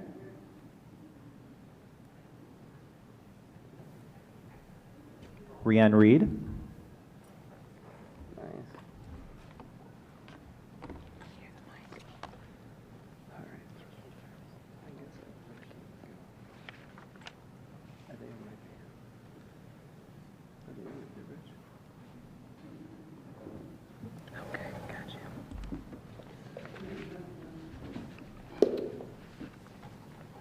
all right, we will start with, from the left, we'll start with you, Mr. Williams.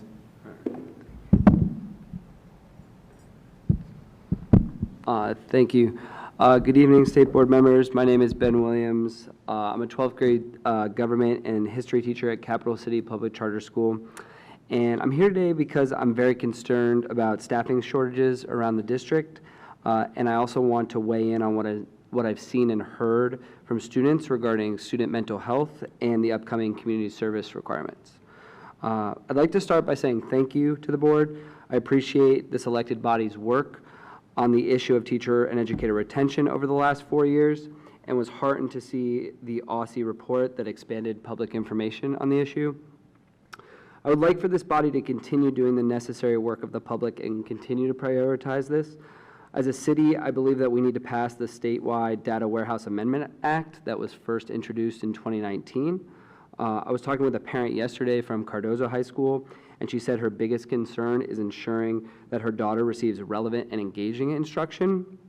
She said that keeping effective teachers is critical to making sure that kids are engaged. I think a big reason for this is building relationships and making sure that kids stay engaged from people that they know. Another parent that I talked to recently talked about how a veteran teacher helped her son stay focused on finishing high school and how she worries that kids will fall through the cracks without stable learning environments. Way more can be done on this issue to improve working conditions for teachers and to make sure that we're keeping good teachers in our schools. And I'd like to use some of the time afterwards to explore what elected representatives think are the 1 or 2 things that could be done on this issue. I think it's critical for State Board of Education members to be clear on what solutions can work best to solve this crisis. With regards to school-based mental health, my point is simple. We don't have enough counselors for students right now. And according to anecdotal evidence, talking with 3 different counselors at 3 different schools, caseloads are higher than they've ever been, and some students who do not receive counseling on their IEPs are not able to see a counselor. That is, unless there's an emergency, but mostly there are challenges with lack of capacity. As a city, I think we need a better approach, and I'm curious how the State Board can use this position to improve the care that students receive. Finally, I'd like to advocate for a reduced and staggered community service requirement. As the board considers the recommendations from previous meetings, community service is important. And is that 30 seconds or am I done? Yes, 28, 27. Cool. And when done with fidelity, I think benefits the individual and the community. Yet I've seen that many students right now in getting back to this school year are incredibly stressed. The ones who have done the community service have already fulfilled this requirement, and the ones who haven't are still managing work responsibilities, scholarship applications, challenging courses, and just trying to find time to be a young adult. So I think a 50-hour requirement allows for students and the community to experience the positive impact while still being a student and young adult. Thank you. Thank you, Ms. Williams. Mr. Dubois, or Ms. Dubois? Greetings and salutations. Thank you for hearing my testimony tonight. We've heard a lot about, talked a lot about student wellness. I'd also like to bring teacher wellness to the forefront, specifically with flexible scheduling and teacher wellness. I am Gabrielle DeBose, a teacher in DC and a teacher facilitator with Empower Ed, a teacher voice organization that helps teachers bring their solutions to the education establishment in the district.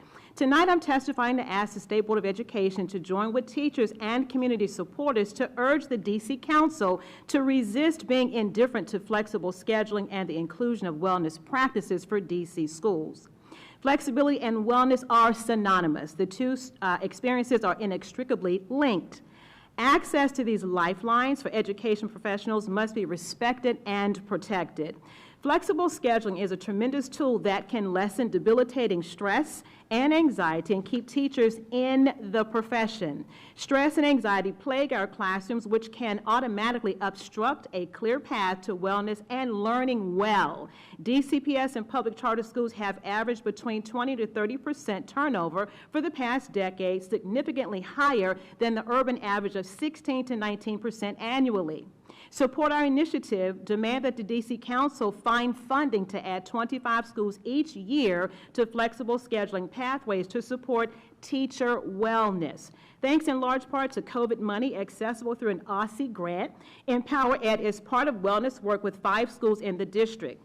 That work will expire at the end of this school year and disappear from reality without future funding. We see firsthand that DCPS and charter schools are experiencing the power of wellness. Everyone in the building, administration, teachers, counselors, SPED teachers, and support staff who engage in this important work are effectively collaborating to change the culture of their school. They're planning teacher-led PDs, planning mentoring observation cycles, creating wellness spaces in the building, planning whole staff art expressions, and the list goes on. They know their school and collaborate to bring everyone into a wellness space. Many schools are piloting these ideas, but they need funds to partner with organizations to keep the programs going. Tell the DC Council, please, to provide funding for the longevity of flexible scheduling and teacher wellness. Otherwise, it will be privileged schools that access private funding who will benefit. And we all know how those stories end. We are asking the SBOE to join us by urging the council to find the funds. Schools deserve the space to create work style and lifestyle practices and policies that diffuse the grip of anxiety. Anxiety harms the individual. work relationships, and ultimately the institutions themselves. Concerned community members in D.C. agree that it is time for D.C.'s education system to reimagine school environments, support teacher access to flexibility and wellness. Our fear is that D.C. will continue to lose teachers in record numbers if something is not done to stop the bleeding. We need the D.C. Council to ensure the funding. Otherwise, teacher loss will continue, and the students, our students, will suffer the consequences. Thank you. Thank you. Ms. Reed? Greetings, President Sutter and the State Board of Education members. My name is Ryan Reed, and I am a Ward 8 Educator and Empower Ed Fellow. I'm also a proud school-wide enrichment teacher and a National Board Certified teacher in the area of exceptional needs. As we consider the great need to retain educators who are highly invested in the growth of our students, I find it important to urge the board to consider how we can celebrate educators on a more consistent basis. This looks like coming into schools like Kramer Middle School and learning more about the great things that we're doing. For example, this past Saturday, UDC came with over 60 volunteers who happen to be veterans and staff and students to and transform our garden in the front of our school. Thank you to Dr. Reed for stopping by. We appreciate you. And we would love to see more board members do the same. So, at Kramer Middle School, we are also centering joy. Educators use their own salaries to make sure that these enriching programs, like I mentioned before, are possible. Don't you think that we deserve at least a 12% increase, 5% bonus, or a retro pay? Educators who are using their connections within the community to bring in speakers and ensure sustainability of these programs happen every day. Don't you think we deserve student loan forgiveness? Educators seek out supports to address the varying degrees of trauma that our students experience and our staff members experience. Don't you think we deserve access to project-based learning and centering time for social emotional learning through increased planning time and smaller class sizes? So, distinguished board members, when you advocate for the needs of educators, remember to tell the story of the sacrifice as well as the joy. Tell the story of how educators provide virtual teaching supports to families for over 2 years, plus there was no increase in our pay or a fair contract. Tell the story of triumph, success, and the excellence, and of course the joy. Thank you. Thank you very much. Rich Amenhart? Rich Amenenhat. Amenenhat, thank you. Yes. Okay, my topic is racial equity. In the 1400s, Pope Nicholas declared that every Native American worldwide, lightest skin brown to darkest skin brown, was black of soul, black of spirit, devoid of, what could we say, being saved. In 1492, Columbus sailed the ocean blue under the papal bull, the Pope dictate of Pope Nicholas and others, with the mandate to enslave, to steal, to take. Fast forward to the 1800s at Göttingen University, Göttingen, Germany, they developed a system of racism. The hierarchy of racism from bottom to top was black. Added in these days is brown, but then back then it was red. Then there was yellow, and of course the superior race, white. Today in 2022, the media, this state board, nationally, internationally, still uses race labels as if that is something that's great. Like Don't remove all the cancer, let some of the cancer stay, and maybe we'll get better, as opposed to looking at human beings as human civilized beings. They want to help white children feel not white guilt. Well, stop teaching them that they're white. Their skin isn't white. So what's white is the mindset that we instill in them. We tell our kids, we raise our kids, use your words. From very young, use your words. And then we get to the goal line and we punt. We don't come up with words that recognize and that are directly related to the reality that we want to create in the world, as Gandhi would say. Why? We don't celebrate the African of the African American.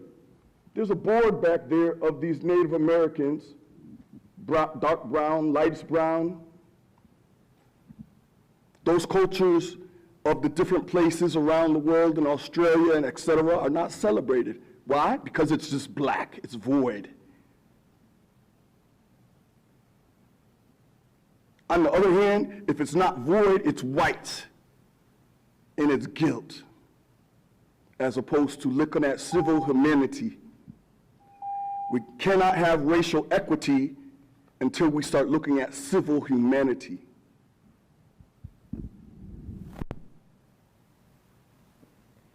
Thank you very much. We will now turn to member questions. I'm going to turn to Representative Reed, who's joining via Zoom first, to see if she has any questions for the panel. Thank you for taking the time to come in to testify. This question is for Ms. Reed. Good to see you on Saturday. I know your testimony is related to teacher pay as well as the joy that children are experiencing at Kramer.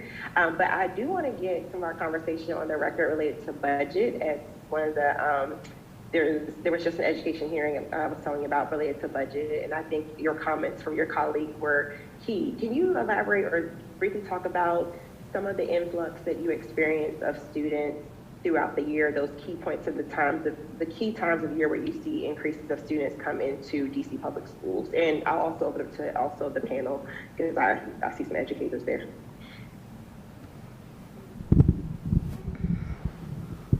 All right, thank you for your question. So this weekend we were discussing about the times when we get an influx of students because they're coming from charter for a lot of reasons. Sometimes the students come around testing time, and then we have to, we really didn't have an opportunity to educate them through our doors, but we have to test them. So they go on our books for that. And then around October, we also get more students in an influx. And I also heard you said spring around park testing time. Yes. Get increase. Anyone else? Got it. Anyone else want to weigh in? Yeah. Not necessarily. I haven't really seen that in numbers at Duke Ellington, but I would not be surprised that there is some element of that as well, especially closer to like part-time, when we have received some students in, but not in large numbers. I don't have anything additional to add based on what Ms. Du Bois and Ms. Reed said. Thank you. I yield the remaining of my time. Thank you, Representative Reed. I'll now turn to our student representatives to see if they have any questions. Representative Bernstead. Good evening. I think I have two questions, but I'll ask them both at the same time. I was wondering, Ms. Du Bois, if you could talk more about just like what schedule flexibility meant, because I'm not sure I'm completely clear on what that means, but I get what you're talking about with teacher wellness. And then I think this question is for everyone, but maybe specifically Mr. Williams and Ms. Du Bois. Have you noticed a connection between increase or decrease in counselors and teacher wellness? Okay, thank you for both your questions. I'll start with flexible scheduling, and I appreciate that because oftentimes it seems like very abstract, And so we need to bring it into where it is a concrete situation where we can actually plan flexible scheduling. So on school campuses, for example, it can look like, well, during quarantine, when we had the Wednesdays where classes were not meeting, and so teachers had a chance to meet with students on those Wednesdays and actually create small group learning, one-to-one sessions to help our children recover from any learning loss that was happening. It was also a day where teachers could meet with parents that were more accessible on those Wednesdays during the daytime, having virtual meetings. Now that we're back in person, it can look like within the hours of the day, giving teachers the time to do the mentor observing of other teachers in the building so that newer teachers can learn from veteran teachers. So flexible scheduling means that we're not trying to mandate every teacher and every student into a box, because that's not how humans learn best. And so one thing quarantine did teach us during COVID is that when we are flexible with what we produce as humans, the quality is still good. And so what the beauty of flexible scheduling and wellness is that it gives the teachers, it gives the administration, the campuses a chance to look at what particular flexible scheduling model works for their campus, for their student population who they know best, and they know those that are furthest from opportunity that can benefit from flexibility within the teacher's schedule and the students as well. Okay, thank you. And then my second question, this is kind of for anyone, but specifically I'm thinking, yeah. Have you noticed a connection between increased or decreased counselors and teacher wellness? Yeah, I can go first on that. Thank you for the question. I would add on to what Ms. Du Bois said, that by giving schools the autonomy to implement flexible scheduling, there are a lot of different models that can still be explored, but looking at, 75% of a teacher teaching can free them up to be able to meet other needs in the schools or meet other needs within the job.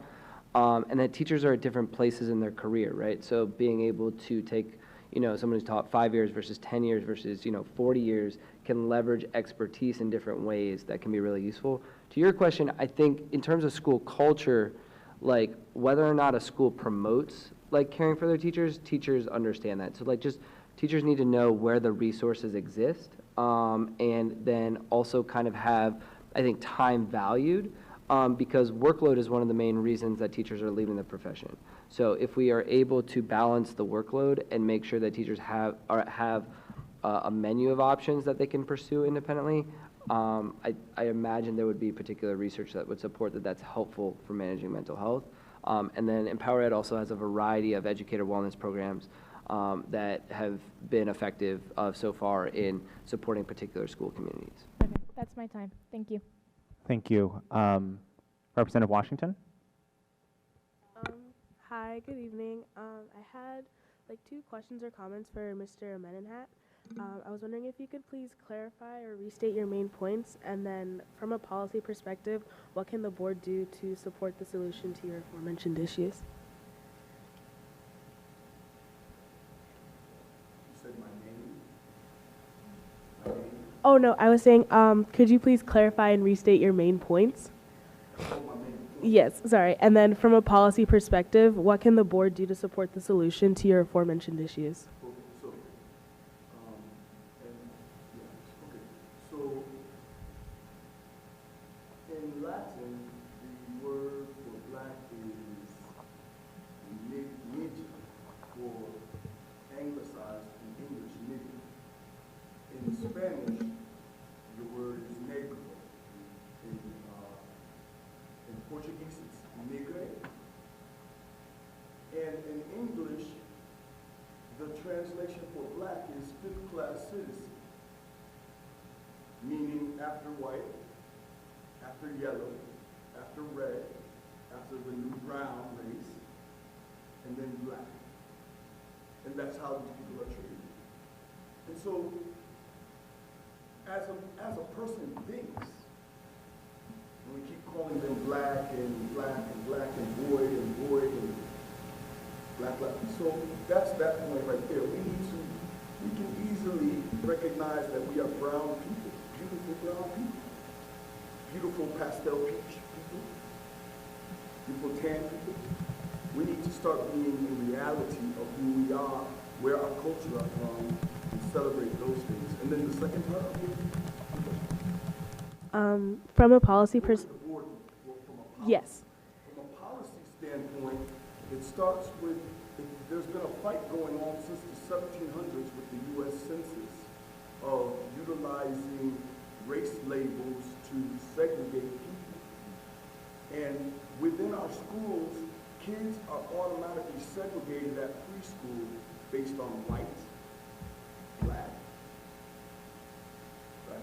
They've kind of erased the yellow and the red, but as a policy, we as a people need to put more pressure on the U.S. Census to change those race labels, change the words so that we can start putting in ideologies and ideas of unity, humanity, civility.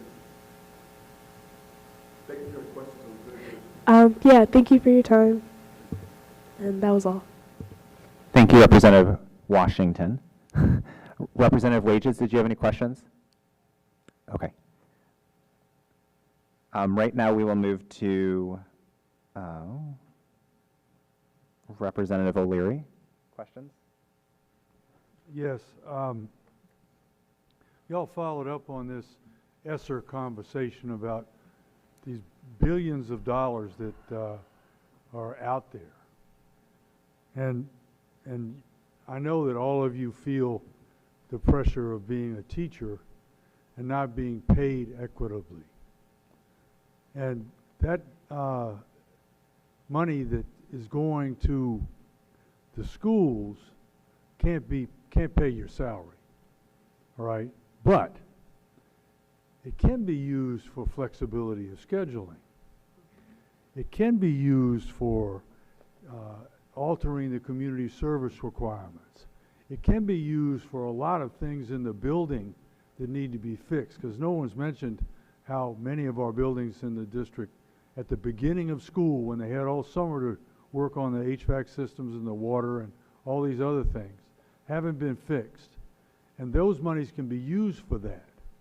Or they can be used to force the city council to make sure that they're fixed. Because when you're talking about flexibility of scheduling, which is incredibly important, but it's something that goes against the grain of traditionalism. Nobody wants to fix anything. We had all this time during the pandemic to change education in the District of Columbia.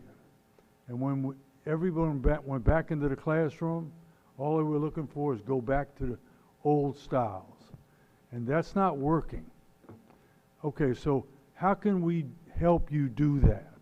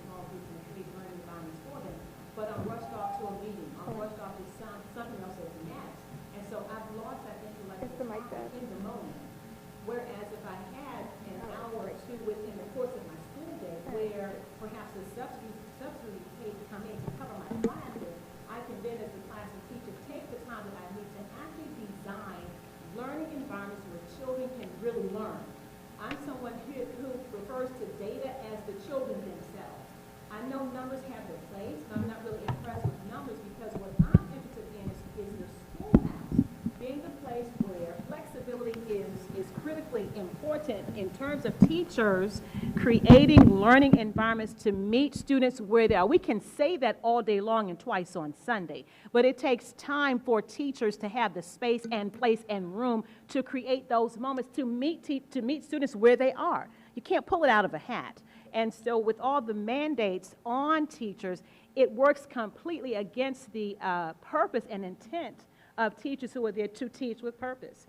Further, with regards to the money and how it can help us in the schools, to pay contracting partner organizations that want to come into the school and maybe, you know, embark the kids upon internships and project-based learning. Those kinds of things is where the schools can really use that money to contract with community members so that we can really work together, because the focus should be the child. It should be the children and not the bureaucracy. It should be the children. Thank you. I'll yield the rest of my time. Thank you, Representative O'Leary. We're going to move to Representative Wattenberg. Hi. I have a quick question for Mr. Williams and then a broader one. The quick one for Mr. Williams is on community service. As you know, we're talking about it, and I was very happy to hear Superintendent Grant talk about the different ways in which there's going to be discussion about how to alter the requirements and make them more possible to meet for students that have other competition for their time. What I don't think I heard was that they should be reduced, and I know there were people on the board that did think they should be reduced, and I know that was a recommendation from before, and I think you were saying that, so I just want to give you 30 seconds to say something about that, if I understood that right.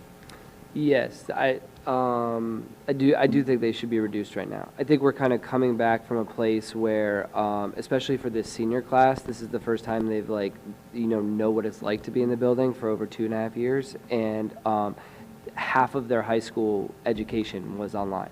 So I think that, kind of coming back and just making sure that they have time to be able to do the other community events. I'm going to interrupt. Yeah, because sorry. That's part of staggering it, so Right.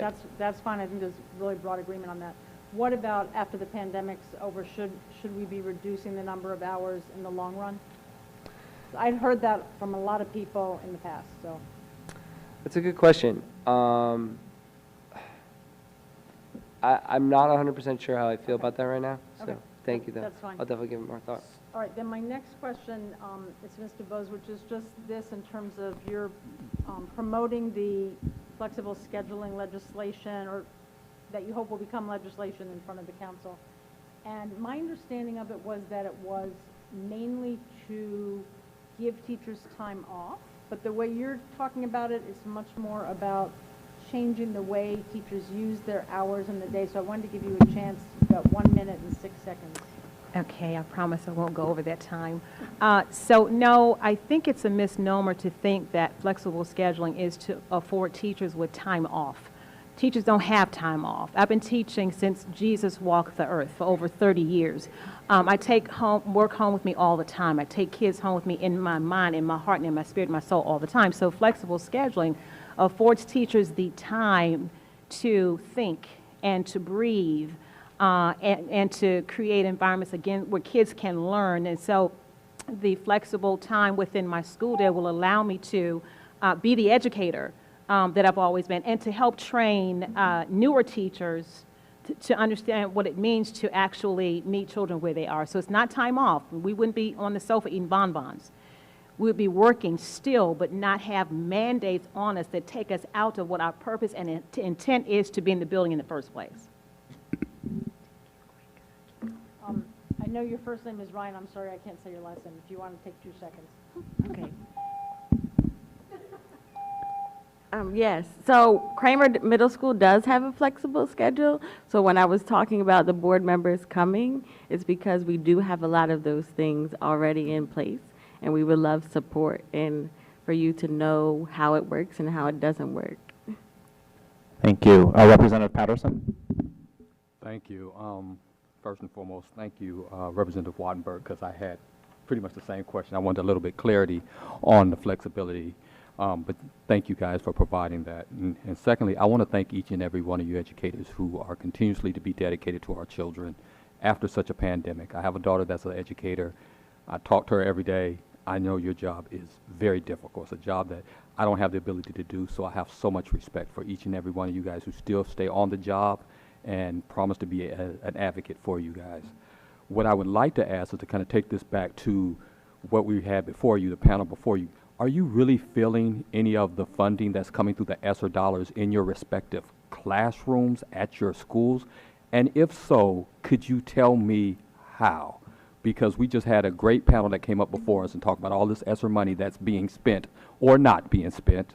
I want to know from you as an educator in a classroom, are you feeling any of it?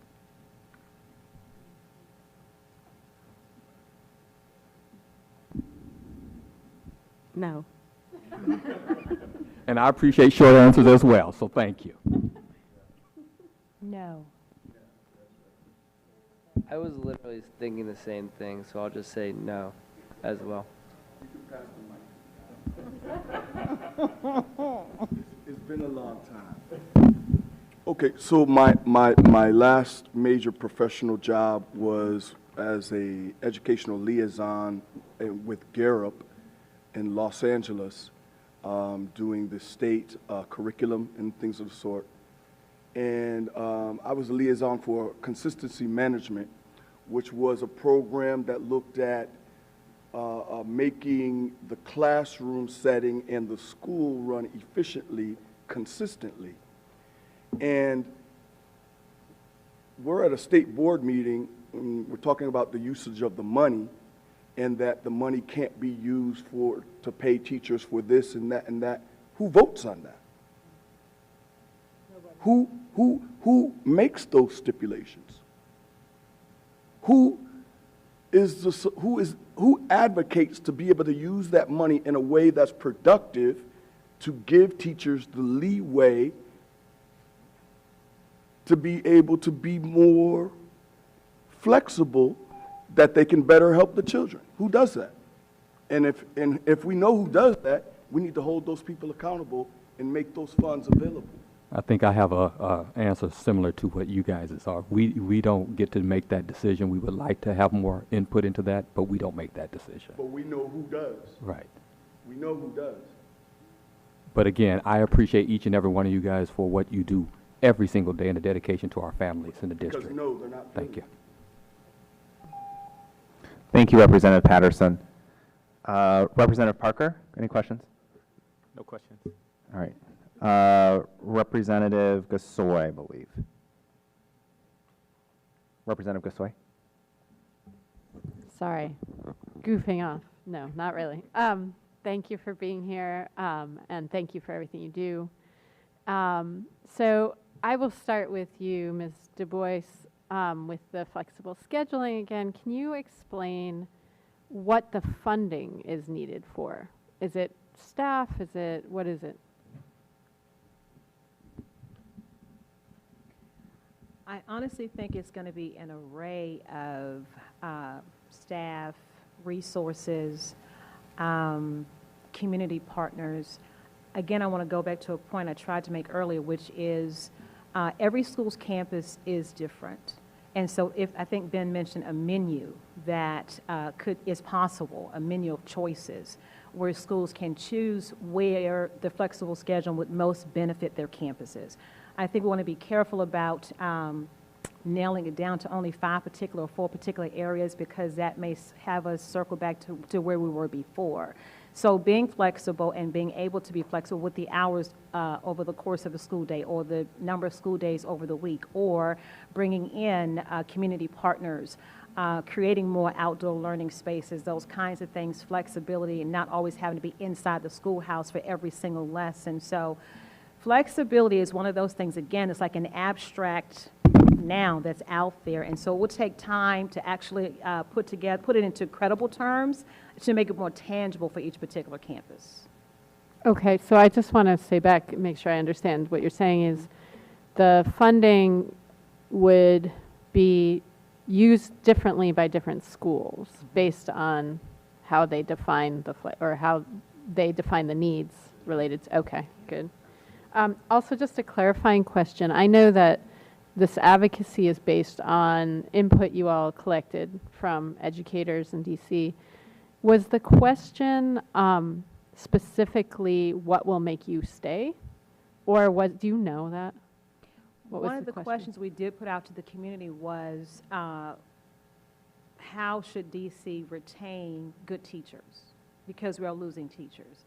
And so the Teachers' Day came into the conversation from community members, because they acknowledge that there's a lot after quarantine, when people had their kids at home and had to teach them, they understood more intimately the job of a teacher.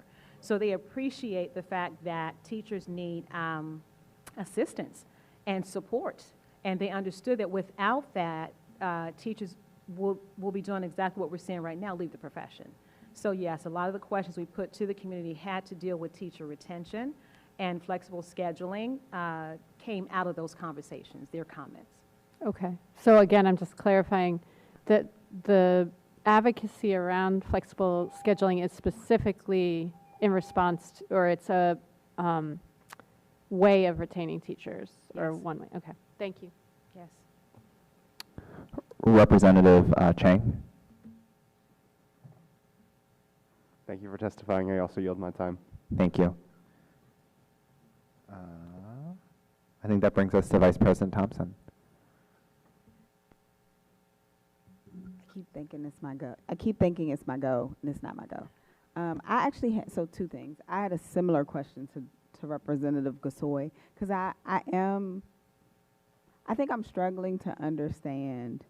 I understand the argument for flexible scheduling, and I'm trying to understand like the cost increase, right? Like, because I do know that a lot of schools do have partners who come in during the day, and we pay people to do a lot of things. And so I'm wondering, is it an increase in the number of partners and the number of services, or is it that we actually need to do things differently?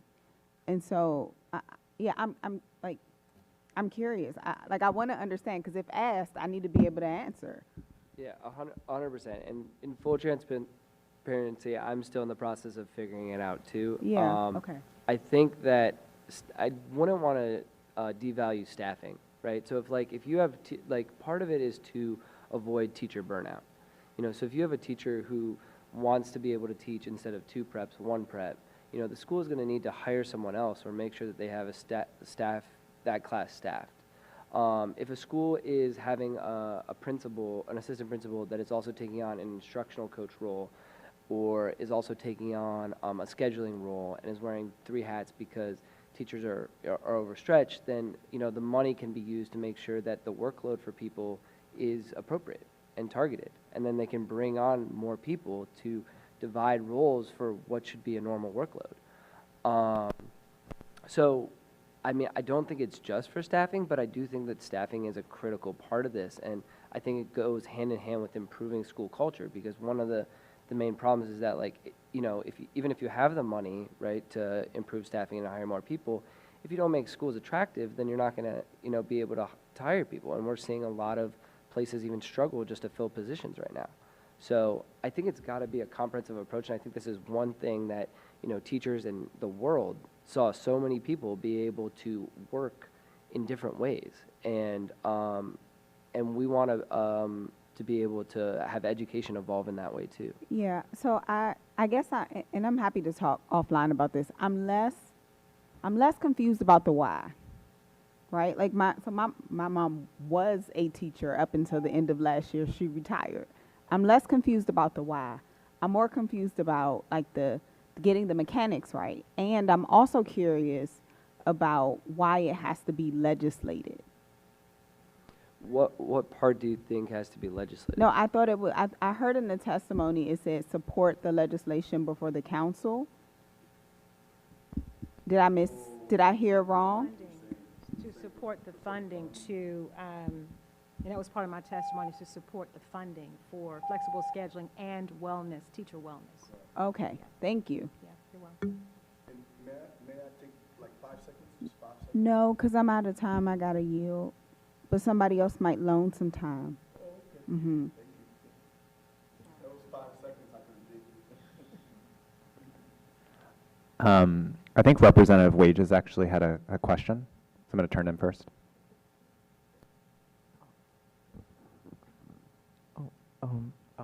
Okay. I have a question for Mr. Williams. So I heard you when you first got up to the panel, I heard you talking about community service, right? So just in case the community service hours do not get adjusted to 50, do you think there's anything that we can do? I've been informed that there are a good amount of community service hours, community service opportunities to earn, I'm so sorry. There are a lot of opportunities to earn community service hours, but it isn't well broadcasted. Do you think this is true? And if so, how do you think we can spread the broadcast? It's a great question. I think that it's going to look different in different schools, but I do think it needs to be like focus. I think that some schools have a particular coordinator for like internships. Our school has like advisors, so the role will fall particularly on like an advisor to make sure everyone has a plan. I think that students like obviously still need to stay responsible for meeting that requirement, like it's an individual responsibility, but I think like college counseling offices can do a lot to be able to make sure that people can go in and just see what nonprofits are located near the school, and then the school should be able to like work with the surrounding community so that like community service is meaningful. You know, like part of it is just figuring out what needs are and what is meaningful work that can be done. So I agree with your main point though, that I think the resources need to be centralized. Students need to be able to know who they can go to talk to, but it shouldn't just solely fall, because some students are motivated, right? So some students need that kind of push and that relationship to figure out what will be a good use of their time. Any other questions, Representative? Okay. President Sutter? Thank you. Thank you, Mr. Williams, for raising the community service question, and thank you to our students for engaging on this already. I will say I am pleased that when Dr. Grant met with Vice President Thompson and I, we talked a lot about this question of the qualitative nature of what are we allowing students to count and how has it been communicated from the state level? What counts as community service? So like, if I serve at my church, community service. If I sing in the choir, could it be community service? Are there ways that we could better explain to students what it is to be deeply engaged with your community and how that might be able to be counted? So I'm very excited for the ongoing conversation. Ms. Reed, I actually wanted to give you some time to talk to us about what the flexible scheduling looks like at Kramer, because I'm in the same boat as Vice President Thompson, which is like, I'm 100% there for it. And I'd love to hear a little bit about how it's currently being piloted at Kramer. Okay.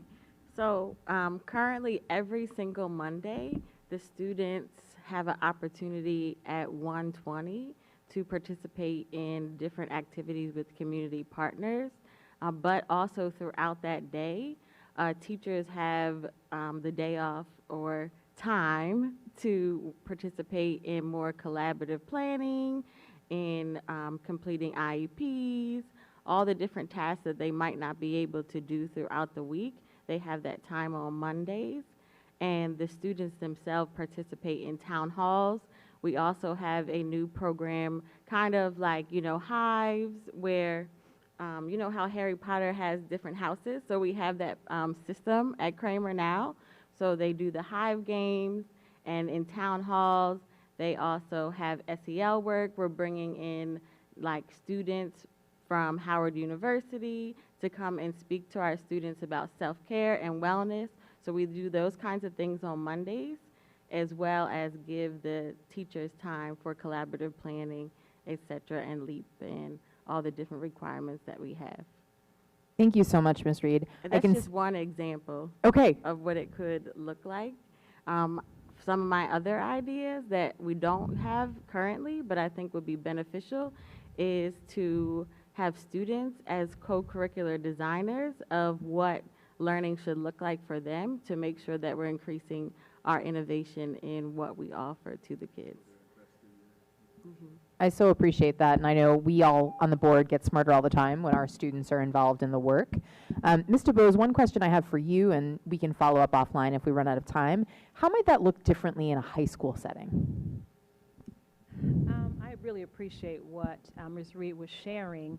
I would say that, again, I'm going to go back to the Wednesdays when we had that going on during quarantine, and that Wednesday can be used in similar fashion for teachers to be able to collaborate, scaffolding curriculum together, and have the flexibility to be able to actually get that work done and also bringing in the outside groups to work with the students as well on the Wednesdays, because they're not in the regular classes. So that Wednesday was very beneficial to high school students and teachers and families at that time. The funding issue that I brought up was with regards to the wellness. So when I start off with my testimony, I talked about flexible scheduling and how flexible scheduling and wellness go together.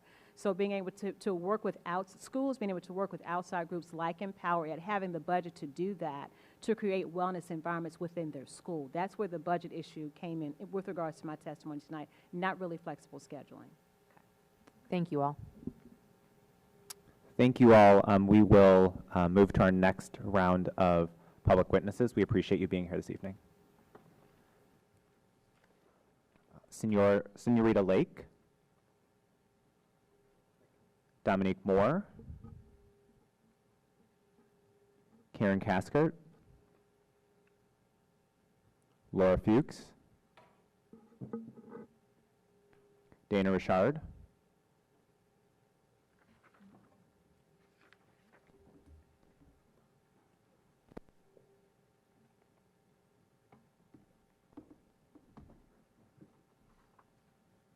And witnesses, before you begin, we're hearing from DC Cable Television that they're not always able to hear folks, so if you speak as close to the microphone as you can, we'll be sure that your questions are also picked up by the folks watching from home. we'll begin with you. Thank you. Good evening, everybody. I know it's been a long night, so I'm going to see how fast I can get through this. Good evening. My name is Karen Cassakert. I am a DC resident and a DCPS employee. Thank you all for your time this evening.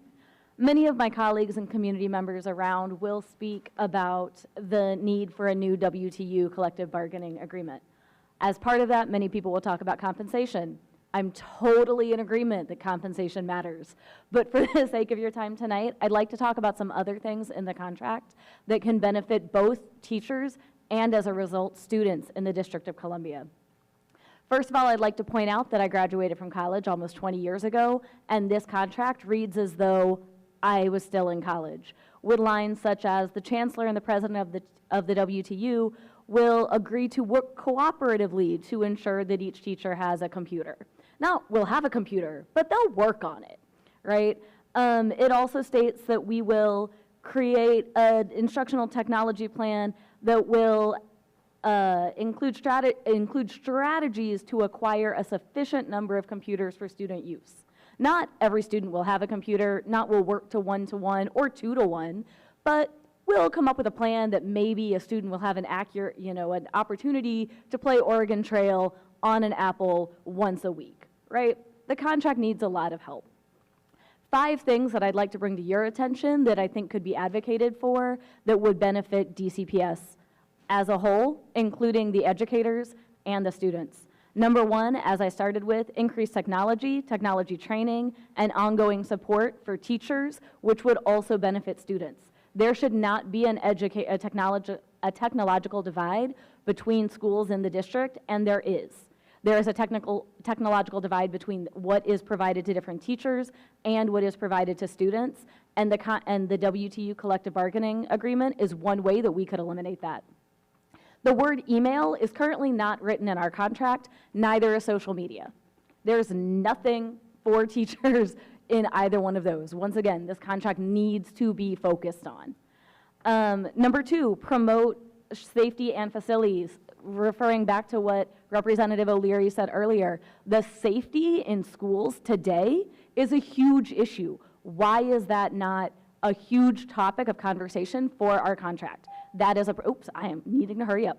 Also facilities, we should have HVAC, we should have keys.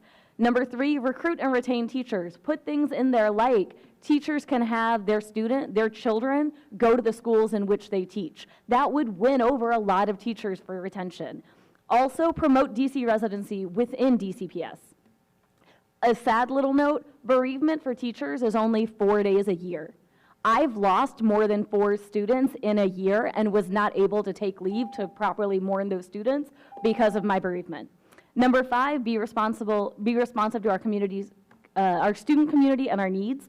There is nothing in our contract about ESL, ELL, or emerging bilinguals, not even in the contract. Our contract also mentions zero tolerance. We know that that's an outdated policy.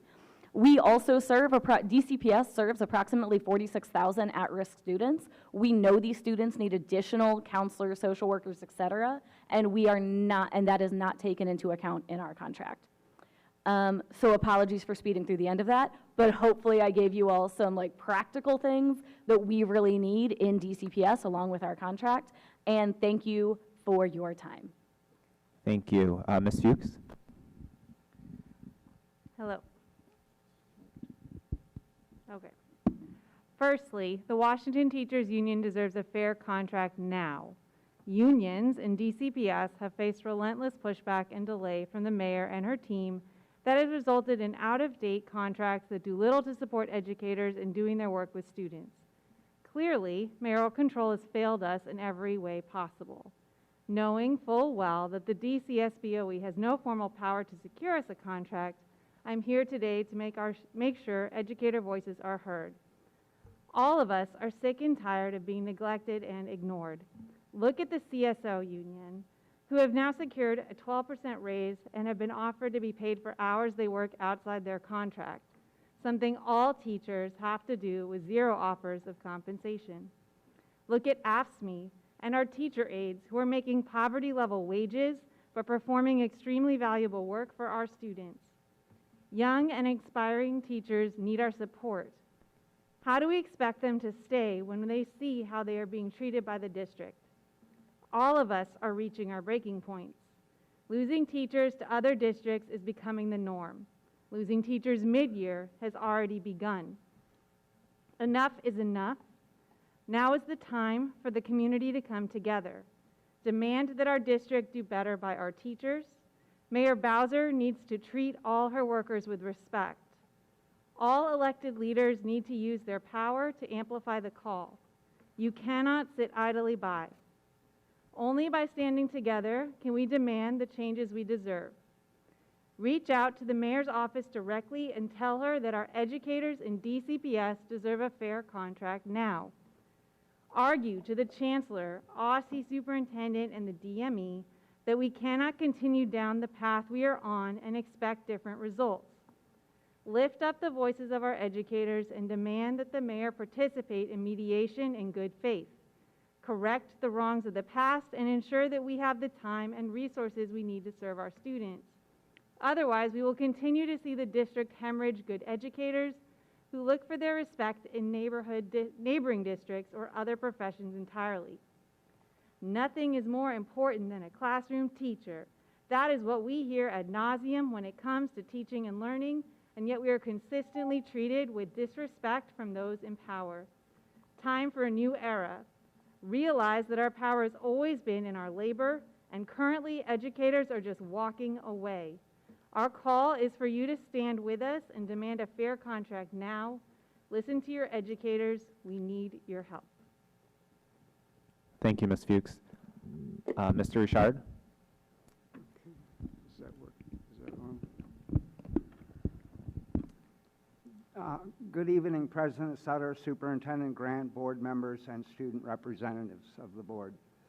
Dana Richard, Ward 4, a member of the DC Mayor's Advisory Committee on Developing Girls Scholastic Wrestling Programs and an advocate for DCPS schools and athletics.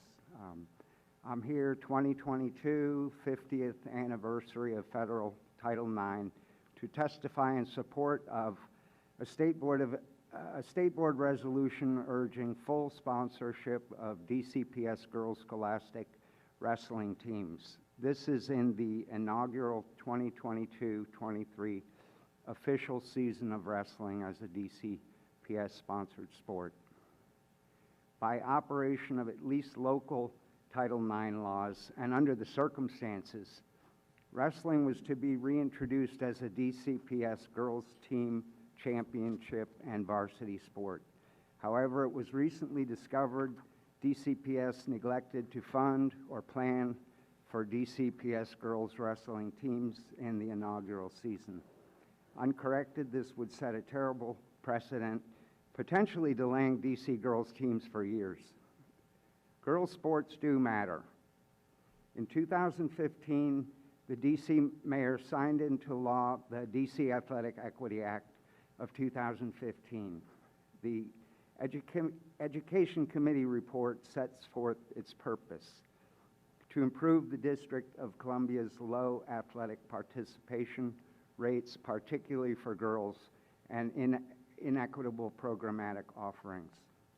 Following passage of the act, in 2017, DCPS reinstated to DCPS middle school's 3 missing sports: wrestling, swimming, and lacrosse, initially and appropriately planning each as girls' team and championship sports grades 6 through 12. In February 2022, DCPS announced the return of high school wrestling, but with no mention of or funding for girls' teams. Given it's 2022, it could not possibly be due to ignorance of the status of wrestling as a girls' team sport. It does reveal a continuing gross gender inequity in DCPS sports programming. DC was planning to reintroduce wrestling in 2022 as a boys' sport, a co-ed sport, meaning a few girls practicing but not necessarily competing, and then only against boys. No budget or plan for girls' teams. Yet there are enough DCPS schools participating in wrestling to establish girls' wrestling leagues and girls' competition schedules. Can I briefly? You are over time, Mr. Richard. Out of time. At this time, I'm going to turn to Representative Reed to see if she has any questions.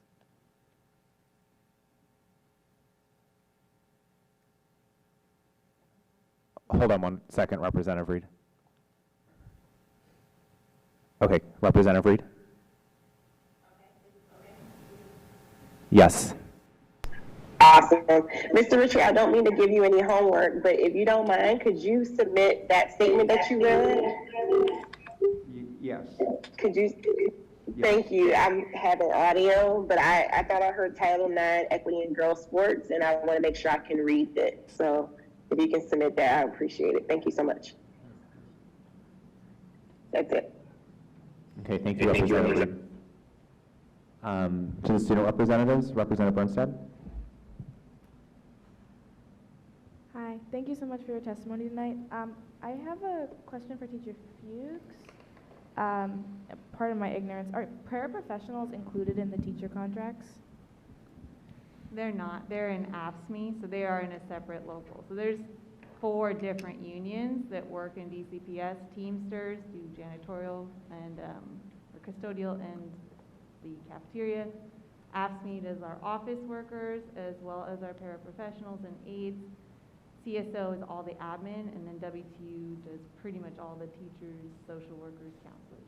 And substitute teachers are? They're not in any union. They're currently trying to join the WTU, but I'm not really sure as to the status of that. It's kind of a complicated process. Okay, that was just my question. Thank you for your time. Representative Washington. Hi, I had a question for Ms. Casakert. Can you please give an example of what promoting safety in schools looks like? Because I know DCPS has already adopted programs to inform students about topics surrounding safety, like the 3 R's program, which is focused around sexual health and consent and things of that nature. And we already have like mandated fire drills. So what would your like ideal approach to these issues be? Would it be in the form of like a one-time lecture or a mandated class? Sure. Thank you for the question. So there's a few things. I think number one, I do see using the WTU contract as a way of enforcing and holding DGS to a higher standard. And one huge thing, as someone who has been through many lockdowns at schools, and we know, yesterday was a rough day for a lot of schools across the country, having working PA systems, having working radios. I was at a school where we waited 3 months for the radios to be synced so that they could actually be used in a school. So those are some of the things. Having appropriate communication, having, yes, actually enforcing the drills that we're supposed to have, having sufficient training for security guards, having sufficient training for our behavior staff, so our deans, our behavior techs, et cetera. Additionally, continuing to train educators in de-escalation techniques and how to model or how to prevent a lot of issues. Another thing that we don't really want to talk about but also exists in DC is gang violence. And it is very difficult right now to get gang violence prevention workers in the schools to help people identify when students are being recruited for gangs, when students are entering into gangs, how we can help students exit the gangs. So those are just some of my ideas for safety, but I think we're going to run out of time soon. Thank you. Representative Wages. Y'all can hear me? Oh, okay.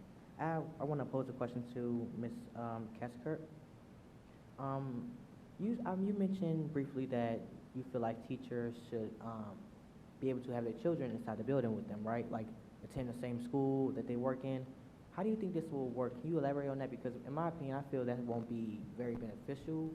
I mean, it will be beneficial in some ways, but it also cause another hazardous problem because I know that it is dangerous in schools and kids often have various scuffles in the building, and parents come up to the school and the first thing they think about is defending their children.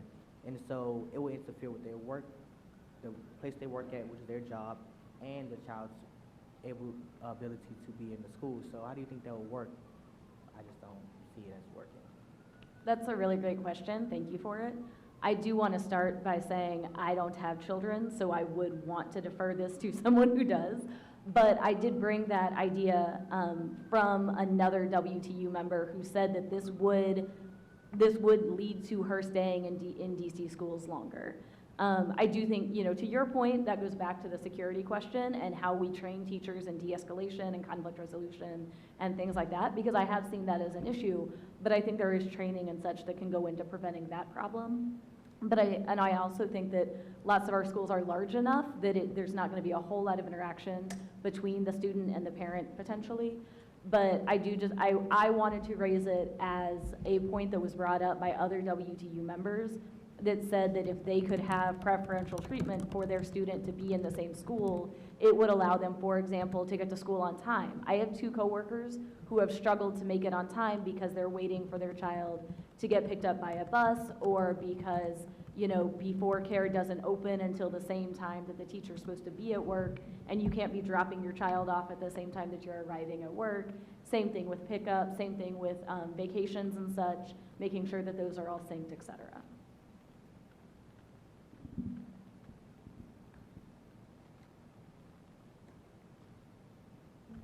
Anything else? I do have a brief thing to say. Do you think that even like a good amount of training, you think that will actually work? Because when you're a parent, the first thing that comes to mind when regarding your children, you want to protect them. So do you think that all that training goes out of? Not the time. Do you think all of that training goes out of the window as soon as something happens regarding somebody's kid, or do you think it will actually be beneficial and they will consider their training over their children in a moment? What do you think? I think I would hope that most teachers would not want to get involved in a fight involving students. I get that we want to support our students and protect them, but we are, trained not to actually engage in the fight. So if something were to happen, hopefully yes, training and maybe making sure there are just kind of additional, that the teacher with a student in the school is being talked to. But I don't think, I'd be surprised, I guess, honestly, if it was a big issue for teachers. And if it is, then there's a lot of work that maybe we have to do together with our fellow educators to make sure that we are maintaining our professional standards. Thank you, Representative Wages. Representative O'Leary. Thank you all for coming. I really appreciate it. The leaders of the city for the past 2.5 years have been praising educators for their professionalism and dedication and competence. And now the teachers are the only public servants in the city without a contract and they're working without a living wage. So respect seems to have flown out the window once schools opened this year. And now the leaders are in denial of all of the things that happened in the last 2.5 years. I mean, you know where I'm coming from because I was a teacher forever. But there are so many things wrong right now with the schools and their facilities. You mentioned some of them at Woodson. I know that that's happening at Woodson. And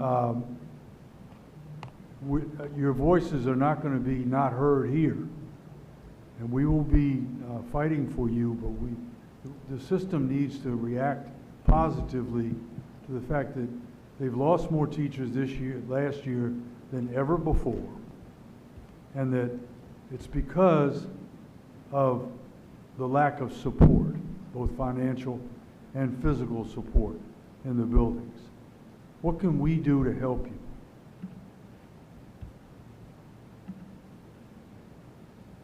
I mean, right now we're in mediation, so like a clock has started ticking, and the problem that we have is that if the mayor does not negotiate in good faith with her team in that mediation process, and she decides to just automatically reject what we bring, which is what we suspect is bound to happen, it's going to go to an arbitrator. At that point, it removes voices like Karen's and mine from the process 100%. Part of that's on our union, but a lot of that's on the district. And it'll mean that the arbitrator gets to decide for us. There's no vote. We don't get any voice at all in our contract. It'll just get decided by an arbitrator. So we just need people to put pressure on the mayor that that's not an acceptable outcome. That's what DCPS has signaled that they want. They did it before the process even began, and it's not acceptable. W2 members should be allowed to read the contract and vote on it, but she's probably not going to allow her team to negotiate in good faith in that space. And it's going to push it to an arbitrator and remove members entirely from having a voice in their contract. And that's not acceptable. And so we need people to tell them that. Thank you.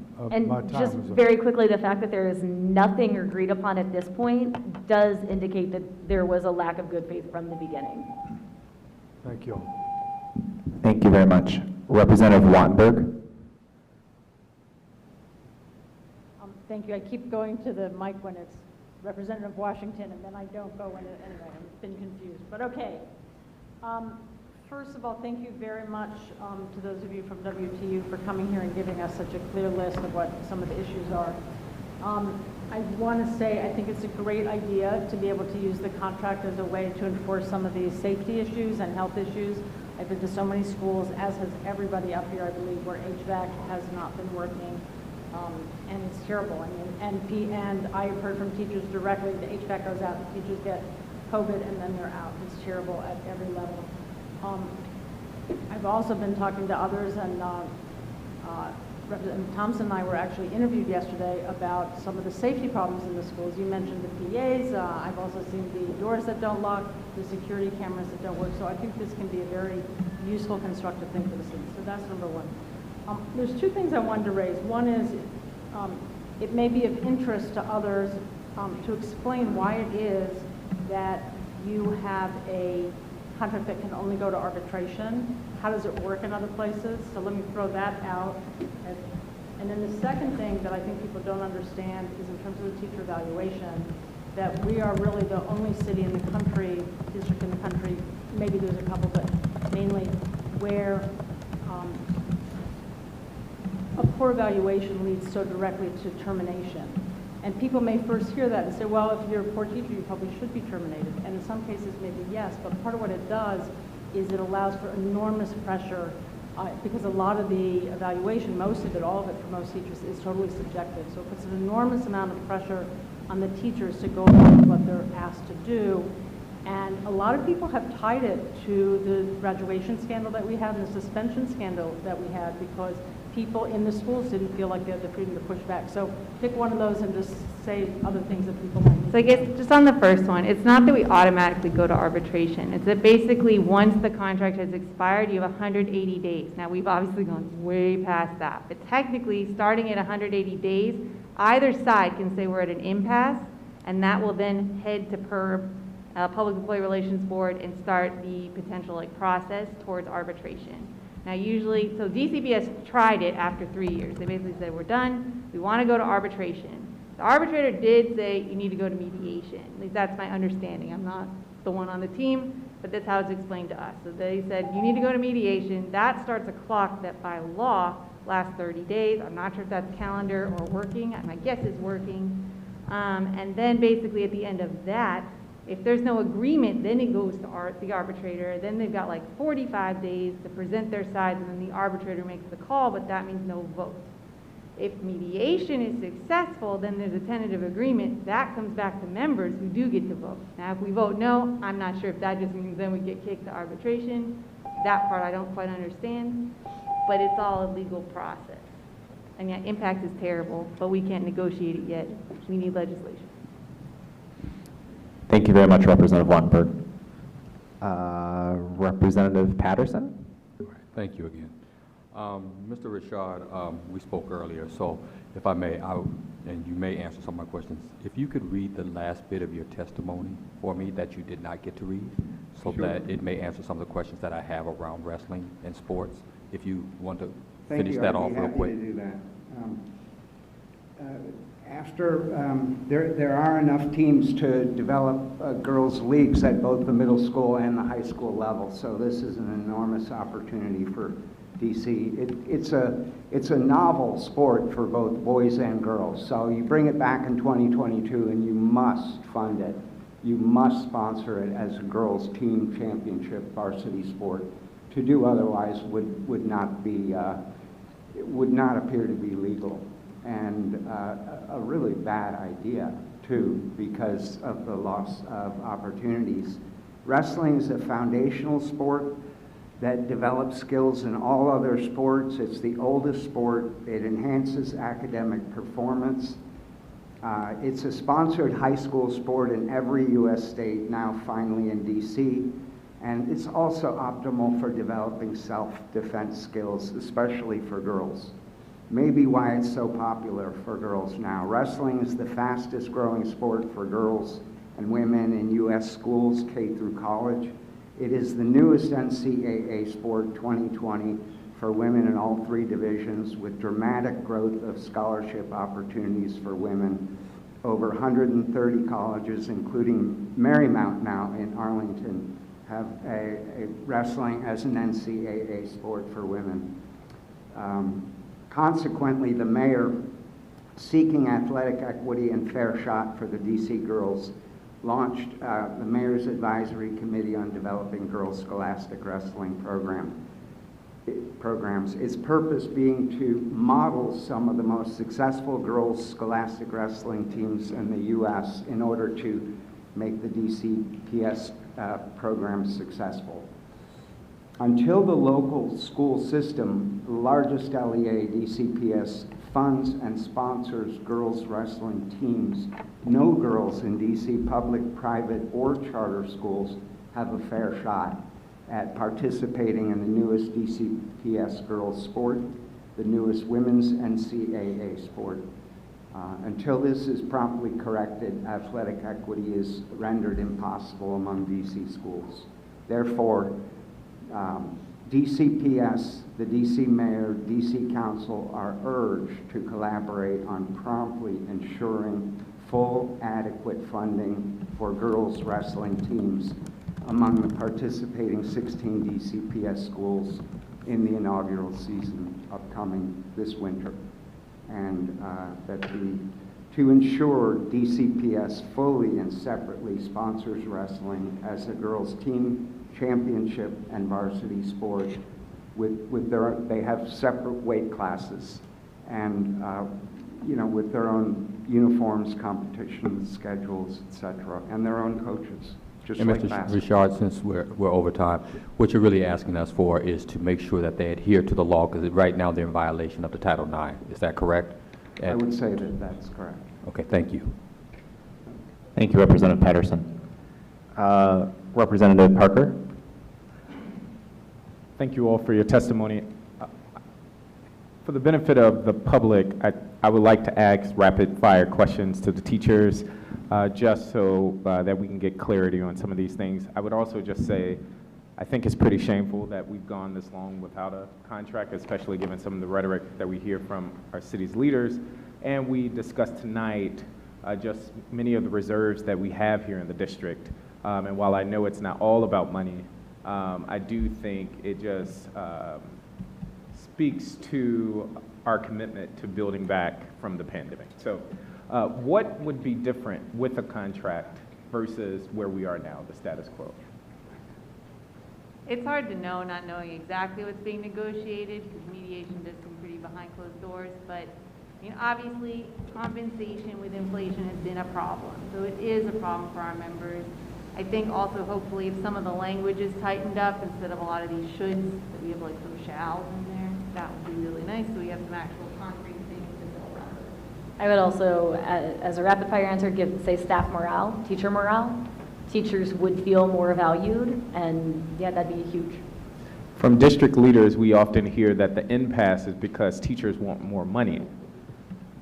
How would you characterize the reason why we haven't reached an agreement? As I said before, the fact that there is nothing tentatively agreed upon that has been shared by either side says to me that that's not the case. If they had said, we agree on Articles 1, 5, 7, but we're still debating Article 2 on compensation, then I think that that might be a valid argument. But they have said that they agree on nothing. And I gave some pretty basic things that they should be able to agree upon. How can the public help and stand in solidarity with teachers? I mean, right now, it seems like the WT is calling on people to contact the mayor directly and let her know it's unacceptable for mediation to not be successful. And at this point, we're in mediation, so we need them to participate in that, and not just with the intention of making it go straight to arbitration afterwards. Is the mayor in the mediation, or is it the chancellor? I think it's the chancellor's team. I don't even know if the chancellor's there. So should they reach out to the chancellor and the mayor, or just the mayor? I mean, the mayor in the end makes the call. I think everyone's been pretty clear about that. We've been trying to get higher and higher people up to come into these actual negotiation sessions, because it's just so clear that, like, it delays. It's like, oh, we got to go back to this person, to that person, to that person. It's like, even the chancellor's like, oh, I got to wait to hear what the mayor has to say. So in the end, she's the one who makes the call. And I'll end on, what do you fear is the consequence if we don't reach an agreement soon? Additional students not having what they need, more teachers leaving the profession, more teachers going to other school districts, our facilities continuing to be poor, safety and security being at risk. The list goes on and on. Thank you, that's my time. Thank you very much. You think I would have this down by now? Me. Thank you, Representative Missouri. That was really well done, Representative Parker. I'm going to try to do that too. So, I'm sorry, I forgot your name. Ms. Kaskar. So, who is responsible for making those particular fixes that need to be done, those tweaks to the language? Is that DCPS? Is that, who is that? It would be the contract teams. So DCPS has a contract team and WTU has a contract team. And do you know if those are being raised? Like, who raises those? We are not privy to what's happening in closed doors, but our lawyers did have a meeting with the greater WTU membership where the lawyers shared with, the WTU lawyers shared with us that there is nothing that is tentatively agreed upon. That usually in a negotiation, there's a list of like tentative agree on, like, yeah, you know, like I said, like we both agree on that section 1 needs to be revised. And then, you know, we'll table section 2 and come back to section 3 later. But there's nothing that is tentatively agreed upon. I do just want to say, I'm not in those spaces. They would never let me in there. That's cool. But basically, Liz Davis made it really clear, because this has been going on, right? This has been going on a long time. She made it very clear that, like, we would present some pretty basic stuff to DCPS, and they would just come back with managerial rights. What that means is they're not talking about it because they don't feel like they have to. So, like, basic stuff. They would just come back, managerial rights. That means it's done deal. They're not going to talk about it, period. Even if it's like, we want more text for our classrooms for students. Managerial rights. So that was what Liz Davis made very clear was happening on the regular with basically everything. We want smaller caseloads for special educators and more time for them to do their paperwork and follow the law. Managerial rights. Like, that's just their comeback move. They say it for everything. They basically negotiate But nothing. why? Okay, so now I guess Want to, and I they know. don't feel like they have to, but because we aren't striking. I think at the end of the day, they do take advantage of the fact that we're going to go to work. And also, it is financially beneficial. The longer they can put off giving us a raise, the more money they can keep in their coffers. That is, Because even some of these things that we already do, they still won't agree upon for the sake of the contract. Like, we're already doing it. Why wouldn't you just put it in there? right. Okay. This sounds unbelievably frustrating, and I just want to acknowledge that and thank you for being here and sharing that with us and hopefully with the public who is listening. And I guess I'm out of time, but please let us know if there are other specific ways that we can elevate this on your behalf. Thank you. Thank you, Representative Gasoy. Representative Chang. Thank you, thank you. Just saw the text that we're supposed to speak up, so I will do my best. Ms. Kazakurt, you really persuasively named some of the very archaic aspects of the contract, including digital equity. And I'm curious, as you've raised these issues at your school, separate of this particular negotiation, what has been the response from school leadership? I am very fortunate at my school. We do have adequate tech. Once again, I did kind of poll various WTU members about these topics. Yep. The school leadership is generally, especially when it comes to technology, the process is ridiculous in DCPS, where you have to order from one vendor. I don't know that I'm allowed to use the word price gouge, but it seems like there is a price gouging going on. It's also incredibly delayed. We ordered tech back in the spring and it still hasn't arrived yet. So the general response from school leadership, I would say, is frustration. And it's just like, well, that's the machine. Like, we can't do anything about it. Okay. And has that been escalated? It sounds like then the school leadership is frustrated too. I don't generally like to speak for them, but I would think that that's a fair statement. And so do you know how that's been escalated from there? I mean, CSO has even fewer protections than WTU. There's a reason they don't show up here and testify, and that's because they can just be kind of let go. And we've seen them do it. We saw them do it in the middle of a pandemic. They will stoop at nothing to take control over a situation, right? They will use their power to push people out. They don't even have multi-year contracts kind of to the level that we do. They're really at the whim of the mayor and the chancellor. So, I mean, they don't raise these things, right? The only they wonder why I still have a job. Some people, I mean, fairly wonder why I still have a job doing what I do. And it's because principals basically protect me because I can say what they can't. I can run around and be a crazy person. They can feed me information, not that my current one does, because, got to keep him around. But they do what they can. Like, there's principals in my DMs because I can say what they can't. And so they don't fire me. And Ms. Fuchs, what number contract is this for you to negotiate? This would be 3, and I've been here for 16 years, and they last 3. Okay. And in those 3 years, would you have any 20-second advice for the DC SBOE members on how we from here can support teachers and students given the constraints that you've named?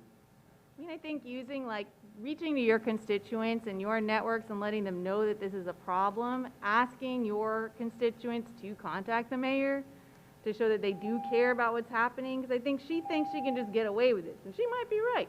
But that's what she believes, and that's why she keeps acting this way. So if she's showing that, like, we don't find it okay for this mediation to not be successful, like, mediation has to be successful. Come to the table in good faith. Both sides are going to make some concessions. Let the W2 members then vote on that. Like, mediate in good faith. Thank you. The more people can contact her, anything to try to help her feel the pressure. So, emailing your constituents, asking them to send an email to just the executive office of the mayor, being like, teachers need a fair contract, send. Thanks. That'd be nice. Thank you. Vice President Thompson. So, good evening. Okay, so I'm just going to be clear about what I'm trying to process. I am not even sure how long it's been since you all have had a contract. Like I shared earlier, my mom retired, and they were like, oh, well, if you stay and wait for the contract to come, you'll get more money. And she was like, yeah, I don't believe you, I'm out. So let's assume that the contract was approved today. When do you start negotiating a new contract? They've talked about potentially trying to make it last longer. So honestly, if it goes to Okay. arbitration, I don't personally want to get a mandated contract that then goes for longer. That to me is frustrating. But the thought would be, it's usually 3 years from the date it passed. So like you don't do it from the back date of 2019. It'd be like in 2022, 3 years. Got it. Okay, so Usually. this would cover all of the retro time too. Okay, got it. Hopefully. In theory. Yeah. All right, that was my first question. Second, I'm actually surprised to hear some of the things that are in the contract. I am familiar with the fact that there are actually 4 unions that are in schools. Are these things in the other union contracts as well? Or are they just in teacher contracts, like the tech things, like the other facilities things? I actually tried to look up the CSO contract that just passed, but it's not public yet, so I don't know what's in theirs. I don't believe these are in other contracts. Okay. All right. But it's great reading if any of you, need to sleep tonight. Yeah, Well, part of it I'm is sure it's that, like, riveting. our goal, teacher contracts tend to be the ones where, like, even if they don't call it that, it's bargaining for the common good.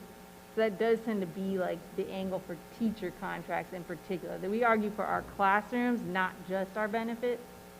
And I do think some of the other locals get a little hamstrings into just being able to argue their benefits, probably because we're the largest one, compared to the others, just in terms of number of members.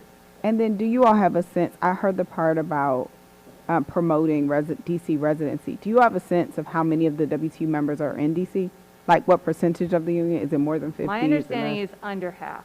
Under half. I thought so. I thought it was getting low. Okay.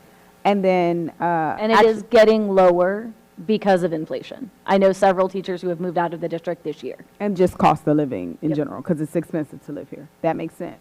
I actually have a different question for you, Ms. Kasser. You mentioned getting gang workers in schools, and like, does one's office or like OAG, would they be those people, or is it a different need, and are they just not in contact with your schools? I actually have a conversation with OAG tomorrow, so I can let you know tomorrow. We've also worked with MOLA quite a bit. Okay. But we've heard from many places that the funding for gang prevention has been cut over the past few years. All right. Thank you. That's my time. Thank you all for coming. I'm going to move right into my questions as Mr. Ju returns to the podium. I was also going to ask a question around the items that are in the teacher's contract that are not strictly related to labor and working conditions. Can you talk a little bit about why you think that's an important aspect of negotiating your contract and doing that negotiating for the common good? I think that, the basic argument is that our working conditions are student learning conditions. So we can then make the case that it is, in fact, labor, and it's not just us kind of trying to stretch our reach. So that's, I think the main thing. I don't know if you want to I would echo what she said. I would also say it's about equity across the district. So it's, what is in one classroom should also be in another classroom. If we have a set of computers in one classroom, we should have that across the district. If we have working internet in one school, we should have it across. Same thing with locking doors and HVAC. I wanted to follow up too, Ms. Kasser, on your point about email and social media. Can you say more about what you think ought to be in a renegotiated teacher's contract regarding those very modern facts of employment and life? Sure, I love when people ask for my opinion. I think, for example, Laura's probably tweeting right now, should she be able to be fired for that, right? Like, that's something that should be in there. Also, the relationship with, a huge one is the relationships with students in social media, right? Are you allowed to friend, not that our students are on Facebook anymore, but are you allowed to friend one of them on Facebook while they're your student? Are you not? Can you do it once they graduate? What is the relationship with email? And, how long do I have to respond to an angry parent when they email me? Is that by the end of the day? Is that in 24 hours? What can I put in email? What can be searched in my work email? What cannot be? Obviously there's like legal things, but just on a general basis, who has access to my email? Does my boss have my access, et cetera? So those are just some of the topics, but specifically around students and these things, Am I allowed to directly email a student, or should there always be a third party on that email? Things along those lines would be really important to know. That's super helpful. Thank you. I wanted to just use my last couple of seconds to thank you, Mr. Richard, for your advocacy on behalf of sports for girls and women. I think it's super important. I also think it's incredibly important that DC be mindful of making sure our students have access to a wide range of sports so that they can understand fitness, lifelong fitness, opportunities to engage in sports that students across the country have access to. So I appreciate so much your continued advocacy on behalf of this, and I look forward to working with my colleagues. I know Dr. Patterson was moved by this, about ways we can think about that sort of advocacy for girls' sports, and particularly the sport of wrestling. Thank you. Thank you. I yield my time. Thank you all very much. Right now we are going to transition to our panelists who have joined us virtually via Zoom. So if folks give me 30 seconds or so to get that set up would be great. Thank you. Thank you all for coming tonight. Thank you.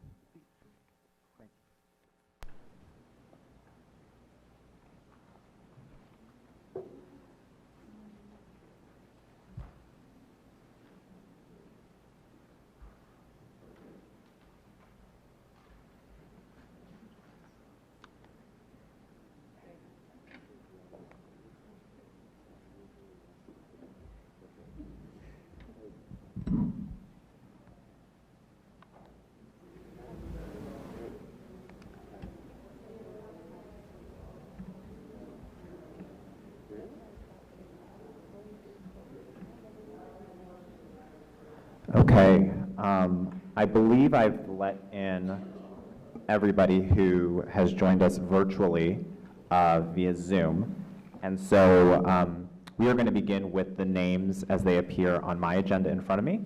And so I do see Ms. Burke via video. And Ms. Burke, can I just get a confirmation or a thumbs up that you can hear me?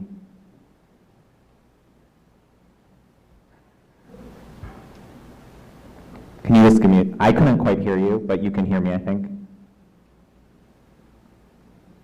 Okay. Hold on one second.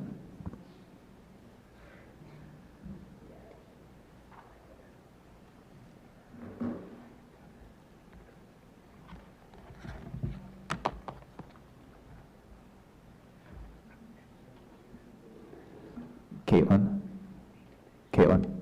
are we good? Okay. All right, I'm going to start with, is Ms. Stamper on?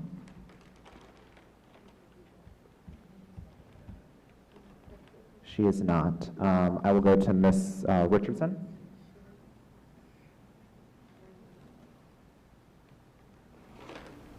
I'm sorry, did you say Ms. Richardson? Yes, I said Ms. Richardson. Hi. All right, I'm going to start with Ms. Stamper.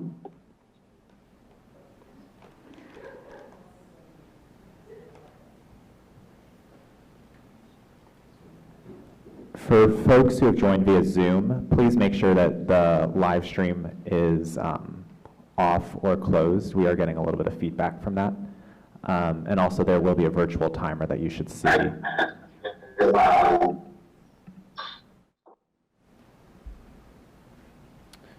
Ms. Richardson, it does appear that you might be having some echo. Hi, I'm sorry, there's like an echo. Are y'all hearing the echo, or is it just me?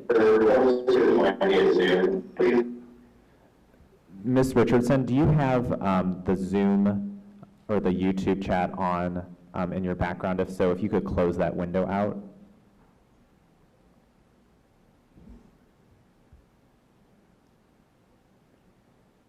While we're working on that, I'm going to move to Ms. Washington.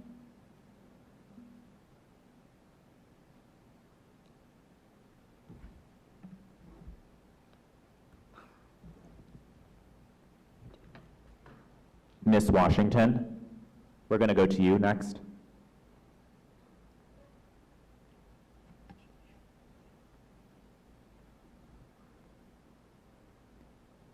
Ms. Washington? I'm here. Yes, we are going to go to you next. I'm next? Yes, you are.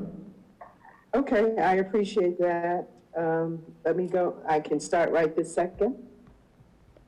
You didn't start the clock yet, did you? It will start as soon as you start your testimony. Okay. My name is Myrtle Washington. I am president of Washington Substitute Teachers United. I became a substitute teacher in 2013 during my Yes? Can you hear me? Yeah, I can hear you. We can hear you. Okay, I just stopped.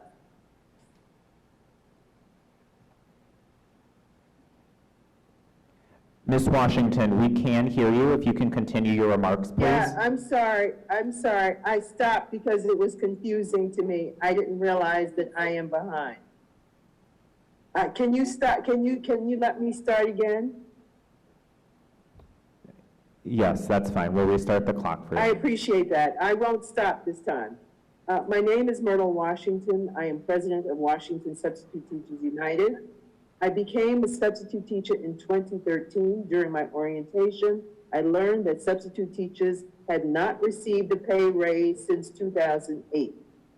It was $15 an hour in 2008, and it only changed to $20 an hour in 2022 after 4 long years of protest.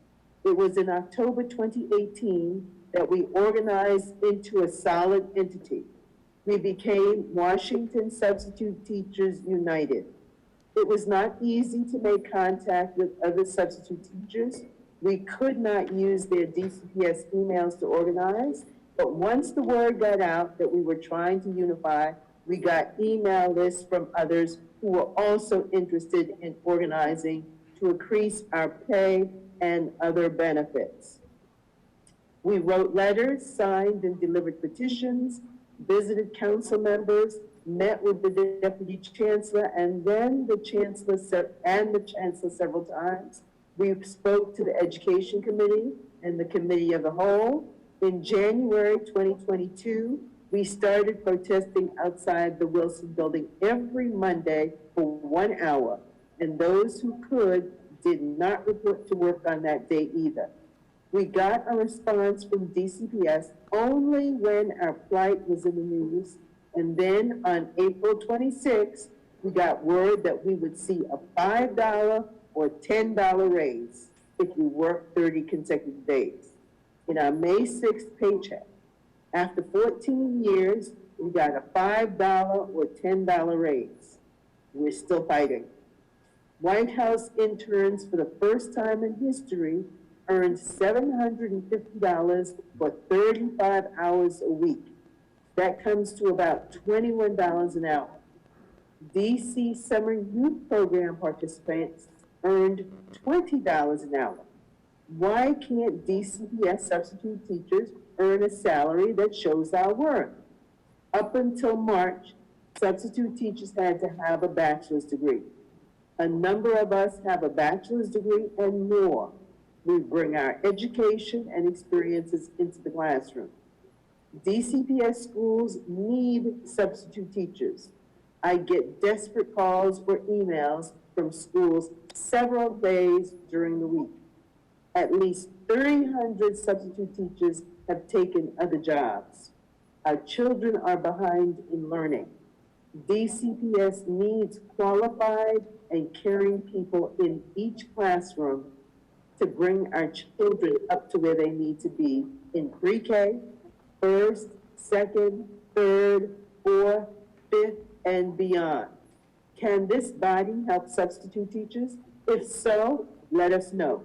If not, please point out a next step for us to consider. Thank you. Myrtle Washington.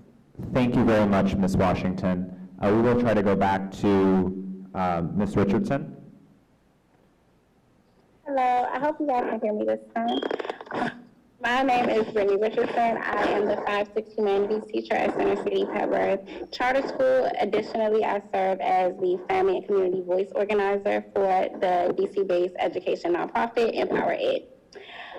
It's great that because of Empower Ed's Rep DC campaign, there's necessary work being done to diversify the teacher workforce in DC and ensure that our students have access to educators that reflect the population we serve in the district. However, my concern lies with the allocation of funds for this program. Considering OSSE has chosen American University and Relay Graduate School as grant recipients, the initiative would be far more cost efficient if we partner with local universities such as Trinity and UDC. These programs are far more affordable teacher preparation programs, which allow us to serve many more potential educators. Additionally, I would be remiss if I did not acknowledge the incredibly diverse demographic of emerging professionals enrolled in institutions such as Howard University. UDC is also another HBCU in the area. Lastly, in addition to cost effectiveness and increased racial and cultural diversity, these university programs provide targeted programs in areas where we have excessive shortages in our workforce, such as our emerging bilingual population and our special education population. So while I think that starting this initiative is a great, start point for this, I think that we should be more mindful of where we are allocating our funds and who we are preparing to come into the workforce in Washington, D.C. Thank you. Thank you very much. Right now we'll go to Ms. Roblin. Did you say me? Me? Hello, can you hear me? Yes, we can hear you. Okay, thank you. Hi, my name is Anna Roblin. I've been a substitute teacher for about 6 years in DCPS. I'm with Myrtle, Washington. We're together. We're both in part of the WSTU organizing group. And I'm just, Myrtle explained everything really well, so I'll just add a few things. We have a sign-on letter that we would really love it if you, all of the representatives would sign it. I attached it in the testimony, the written testimony. It's basically stating, what we're asking for. Also, if it's possible, I think it would be really, really helpful if you all could help possibly with mediation between us and Ms. Bowser, between us, Ms. Bowser, Mr. Farabee. And I just wanted to say, if you have any ideas on how we can further our goals, we really could use to hear your ideas. We've been struggling with trying to get into WTU, and they're, very busy with their transition right now, but it's been going on for a long time. And before they had a transition, it wasn't going anywhere.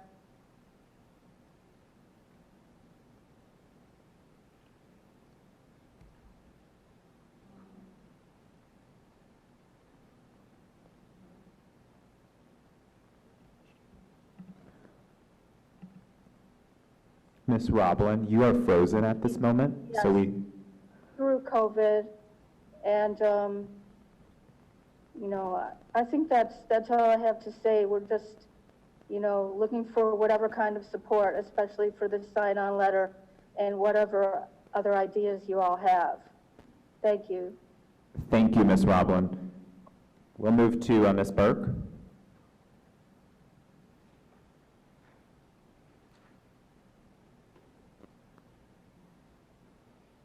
Good evening. My name is Claire Berkey, and I am the English Department Chair at Banneker High School, where I teach writing and lead numerous clubs. I am also halfway through a doctoral program in education policy and leadership studies with an emphasis on equity and improving literacy instruction. I have 3 children who attend Seton Elementary School in Ward 2. Tonight, I am asking you to stand with the Washington Teachers Union as we advocate for a fair contract for DCPS teachers and all members of our collective bargaining units. Why now? It has been 3 years since our last contract expired. That means 3 years of receiving no cost of living adjustments and no opportunities to solidify protections for new and evolving working conditions. In the last 3 years, I know I don't need to remind you, a global pandemic upended our society and schools, killed family members and friends, and contributed to an economy characterized by inflation and environmental devastation. As I think back on my 14 years in DC public schools, I remember clearly when new contracts were agreed upon. My first year of teaching, with the advent of the impact evaluation system, and my 8th year of teaching in 2017, the year when, surprise, I gave birth to twin girls. But I don't just remember the years, I remember the specific numbers associated with these events. A teacher in DC who is the breadwinner or sole earner for their family feels every slight increase or decrease in income. When surprises happen, like needing to pay double for exorbitant daycare, or having a child in the NICU for months, or having a partner lose a job, teachers take out credit card debt and take on second and third jobs. There is little to no wiggle room in many of our personal budgets. And so when gas prices soar over $4 a gallon and interest rates rise when you need to finance a car, and the cost of turkey for your kids' favorite sandwiches rises by 18%, you feel it. Additionally, teachers' job expectations have continued to shift in recent years, and the pressure to increase test scores is as strong as ever. As a researcher of educational best practices who is deeply familiar with our students' data points, I know that ensuring educational equity requires more time for planning, collaboration, instructional feedback. To serve all of our students well and to make sure that every child can read by the 3rd grade will take a Herculean effort by all involved: students, teachers, instructional leaders, families, and city officials. If we are serious about being the best school district in the country, teachers need to feel that this city has our back. Teachers like myself and my colleagues are already giving up time with our families to sponsor after-school activities. We are paying out of pocket for student snacks, and we are taking on student loans for professional development. We need our elected officials to stand alongside us and ensure a fair contract now. Thank you. Thank you, Ms. Berkey. I will now move to Ms. Boyd.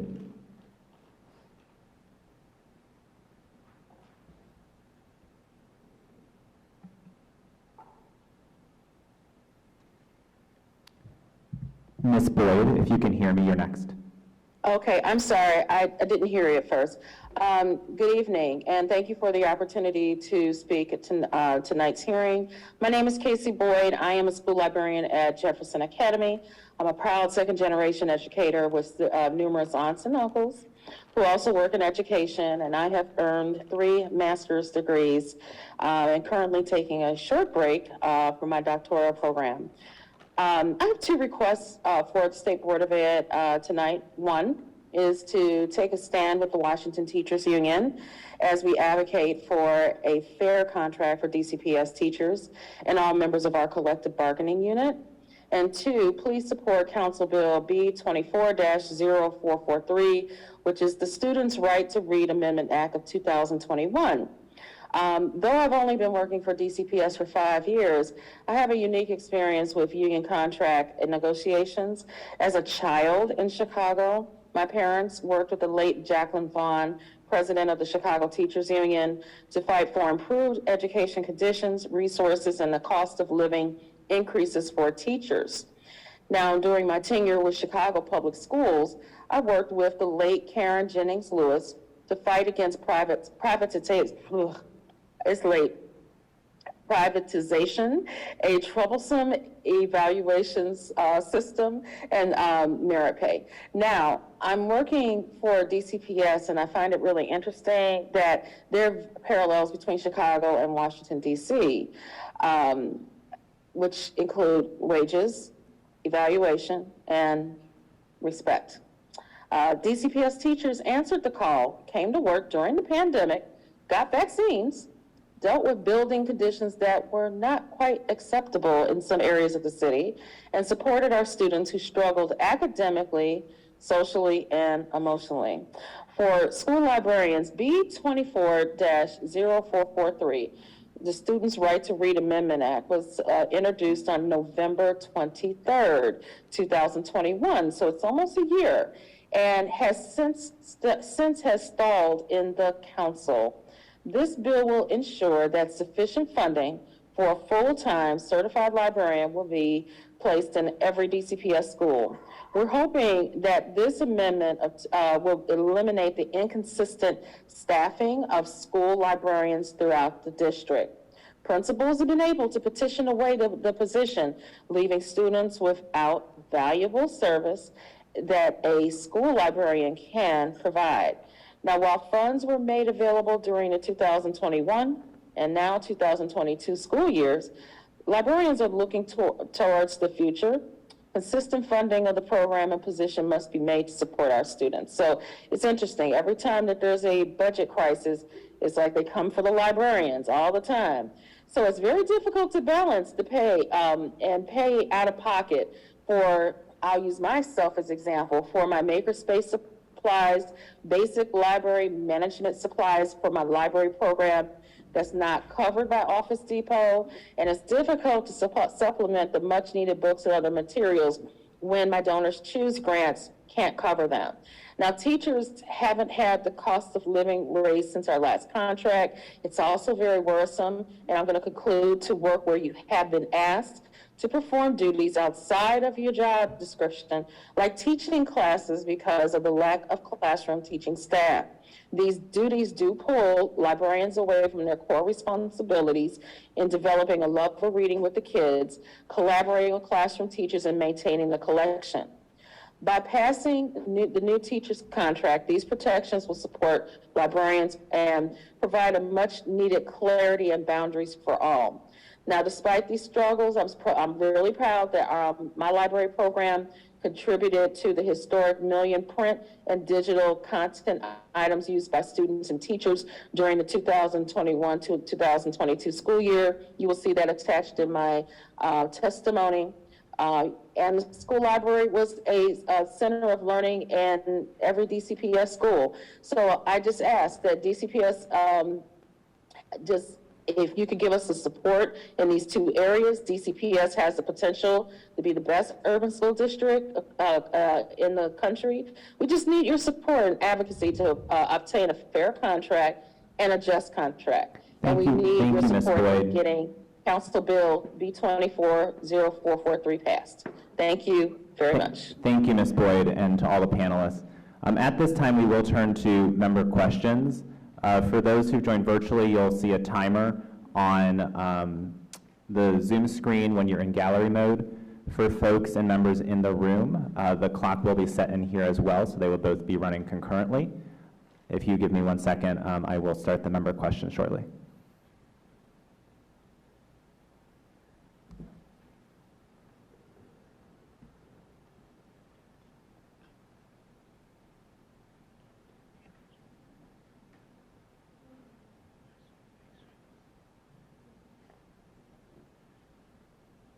All right, we will begin with our student representatives.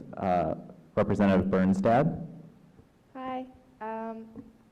Thank you so much, everyone, for coming. Congratulations, Ms. Boyd, on everything you do all the time, but also being named as the DC Public School Librarian, being named as the Policy Leader of the Year. I had a question if librarians saw any of the ESSER funding, and if the ESSA funding expiring in 2 years would affect librarians even more, and just kind of how, if at all, you've seen ESSER funding in your libraries or libraries across DC schools.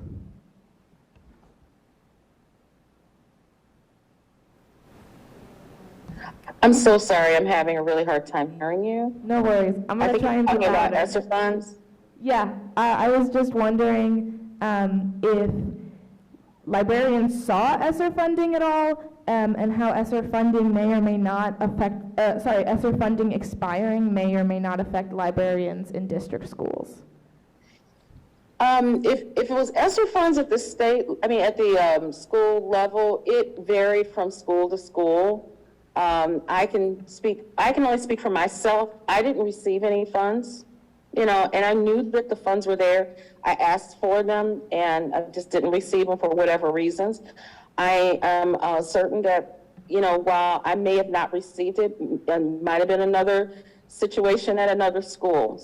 So, to track that, I think it would be great if you all could reach out to the library department. They should be able to probably give you a little more feedback on that.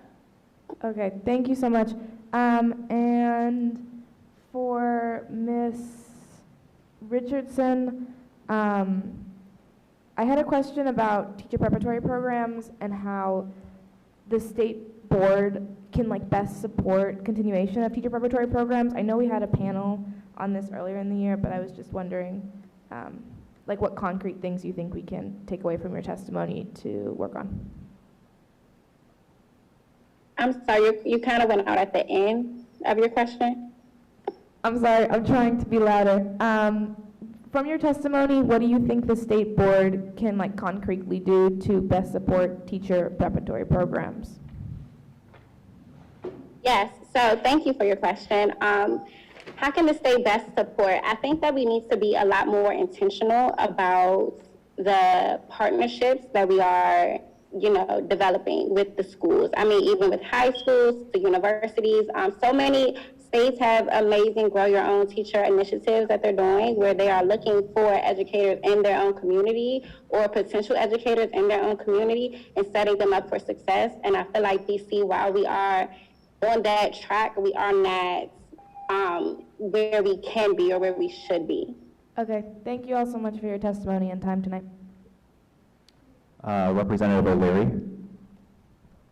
I'd like to thank all of y'all because I know some of you, and I'm not going to belabor the point about how our leaders have failed the substitute teachers and the teachers and the librarians, and they've been treated with no respect. And we as a community need to pass the word to our friends to try to get the leaders in the city to react to the neglect that has been done to the teachers. The principal's got a contract, and I have this gut feeling that the fact that the principal's got a contract might have been trying to put a wedge between the leaders of the schools and their teachers. And I hope that that's not true, but I think it's very important that we do all we can do to support the people in the building that are educating our children, and they need to be have the right amount of money as they do it. And I just want to thank y'all. Thank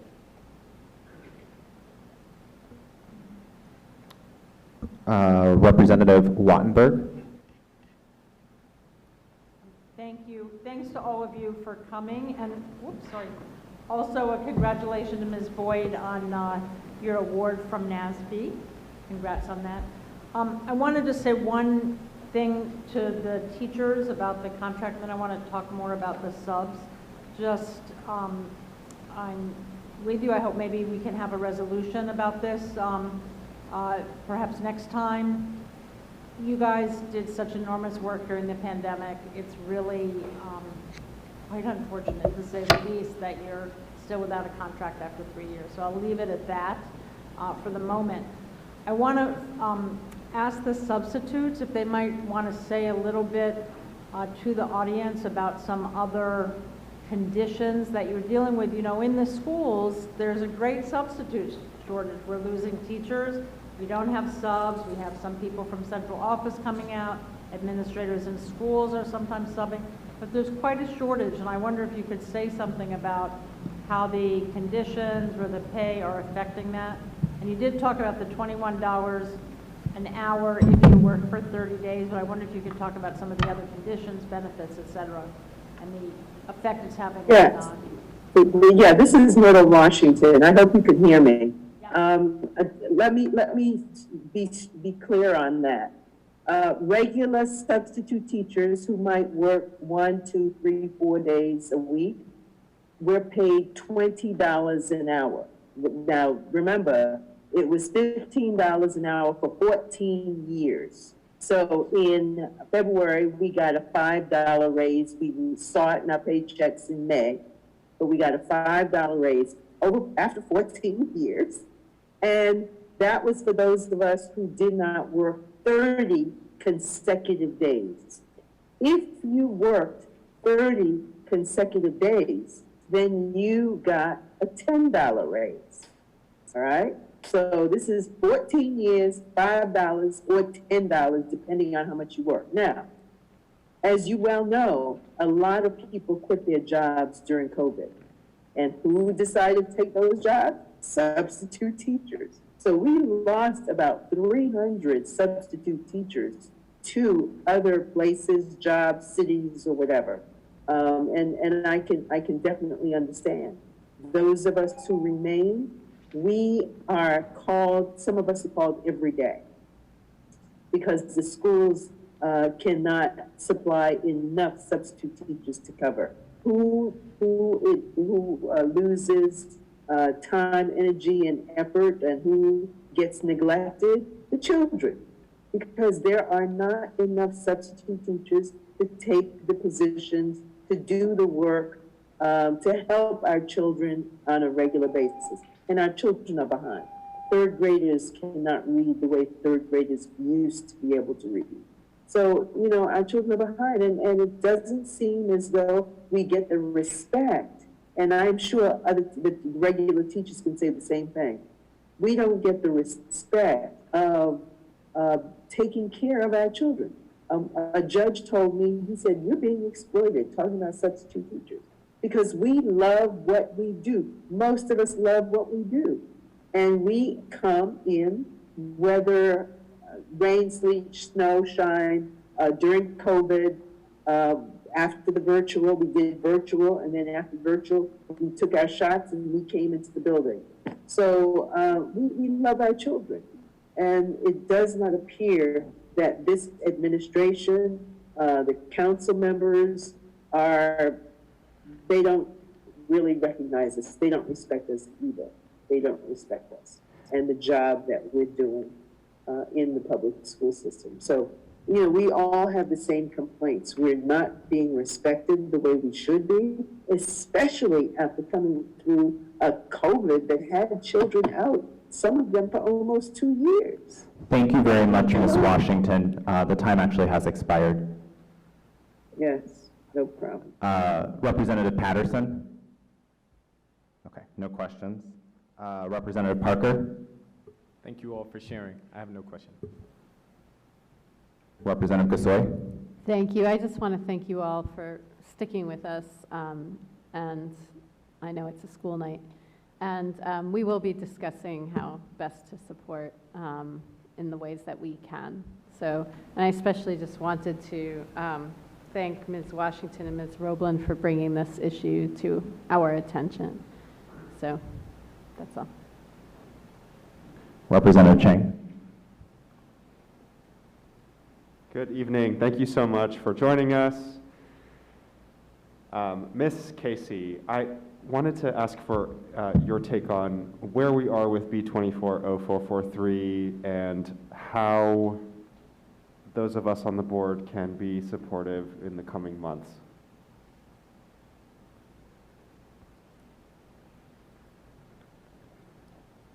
Ms. Boyd, the question was to you from Representative Chang. He was asking about the current bill before council and what can be done to be supportive of it. The current bill you're referring, is the questions regarding the current bill? The status of, or where it is right now based on what she's... Yes, the status of and where it is based on what you know. It's actually stalled.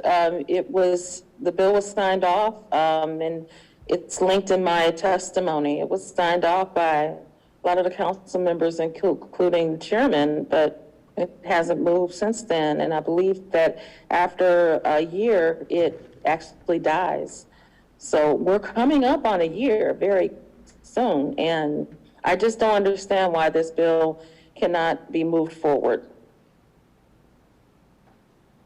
Okay, we will look into it. Thank you. Anything else, Representative Chang? Okay. Vice President Thompson? No, I'd just like to thank everyone for testifying, congratulate Ms. Boyd, and officially say we have all missed Eva Elementary together, because it's 9:31. Okay, President Sutter. Thank you so much. Thank you to all of the witnesses who stuck with us to testify tonight. Thank you for making time to share with us your questions and concerns, and for giving us specific points on which we can support you all in in advocating. Ms. Boyd, I will echo my congratulations to you for the upcoming NASB Award. Ward 6 is deeply grateful to have you serving the scholars at Jefferson Academy. Thank you so much to all of you. Have a great evening. All right, at this time, those who have joined virtually can exit the Zoom, and I believe we will be transitioning to some administrative items in the next 30 seconds or so. Thank you very much. Colleagues, thank you all for your good questions, to our public witnesses tonight, and for sticking with us. We are grateful for all the folks who came to testify to us, both in person and virtually. We deeply appreciate being kept in the loop on the issues that are of importance to our educators, our families, and students. We are now going to move on to our administrative votes. Our first ceremonial resolution is CR 22-28, recognizing National Suicide Prevention Week. Representative O'Leary, would you like to make a motion? So moved. A motion has been made by Representative O'Leary. Is there a second? Second. The motion has been seconded by Representative Bernstad. The resolution having been properly moved and seconded, Mr. Jew will read the resolution into the record. State Board of Education Ceremonial Resolution, CR 22-28, recognizing National Suicide Prevention and Awareness Week. Whereas the United States recognizes National Suicide Prevention and Awareness Week each year on the week of September 10th, World Suicide Prevention Day. Whereas the purpose of National Suicide Prevention and Awareness Week is to bring awareness to suicide prevention by engaging healthcare professionals and advocates to support and inform the general public about the issues concerning mental health crises and suicide. Whereas in 2020, the Suicide Resource Prevention Center reported that suicide is the second leading cause of death for youth within the ages of 10 to 14 and young adults within the ages of 25 to 34. Whereas there are several risk factors that may lead to suicide across community groups, including but not limited to stress resulting from historical trauma and discrimination known to directly affect LGBTQ+ youth. Whereas the DC Youth Risk Behavior Survey is conducted by the Office of the State Superintendent of Education every 2 years, specifically addressing risk behaviors in middle and high schools across DC, and in their findings from 2019, highlighted that 15% of students reported a suicide attempt compared to the national average of 12%. And whereas education agencies in DC work to enhance student mental health support by increasing access to mental health services through the partnership between public schools and community mental health organizations, and there is a continued effort to expand these services to serve all 244 public and public charter schools. Now therefore be it resolved that the DC State Board of Education recognizes and observes National Suicide Prevention and Awareness Week and works to advocate and inform preventative education within schools and throughout communities to raise awareness and thwart continued instances of suicide.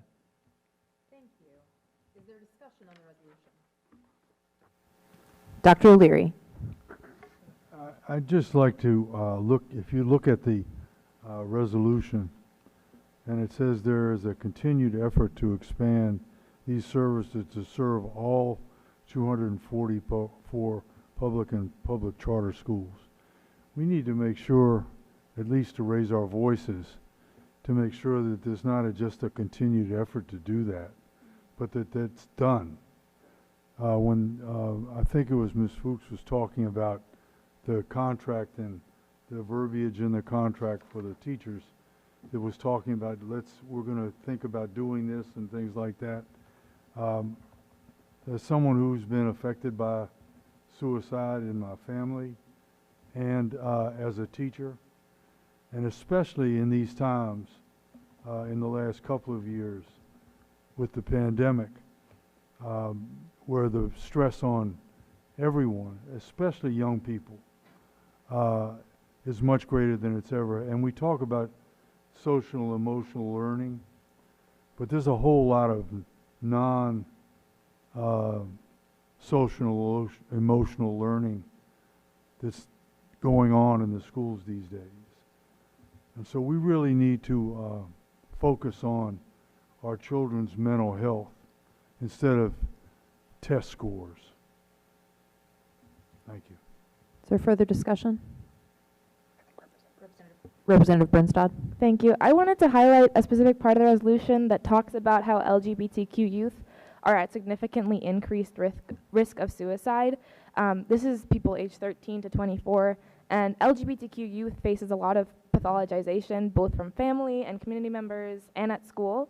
They're actually 4 times more likely than our peers to attempt suicide. At least one LGBTQ youth attempts suicide every 45 seconds. So I think when we talk about how we can prevent suicide at DC schools, it's important that we talk about specific student groups. Yeah.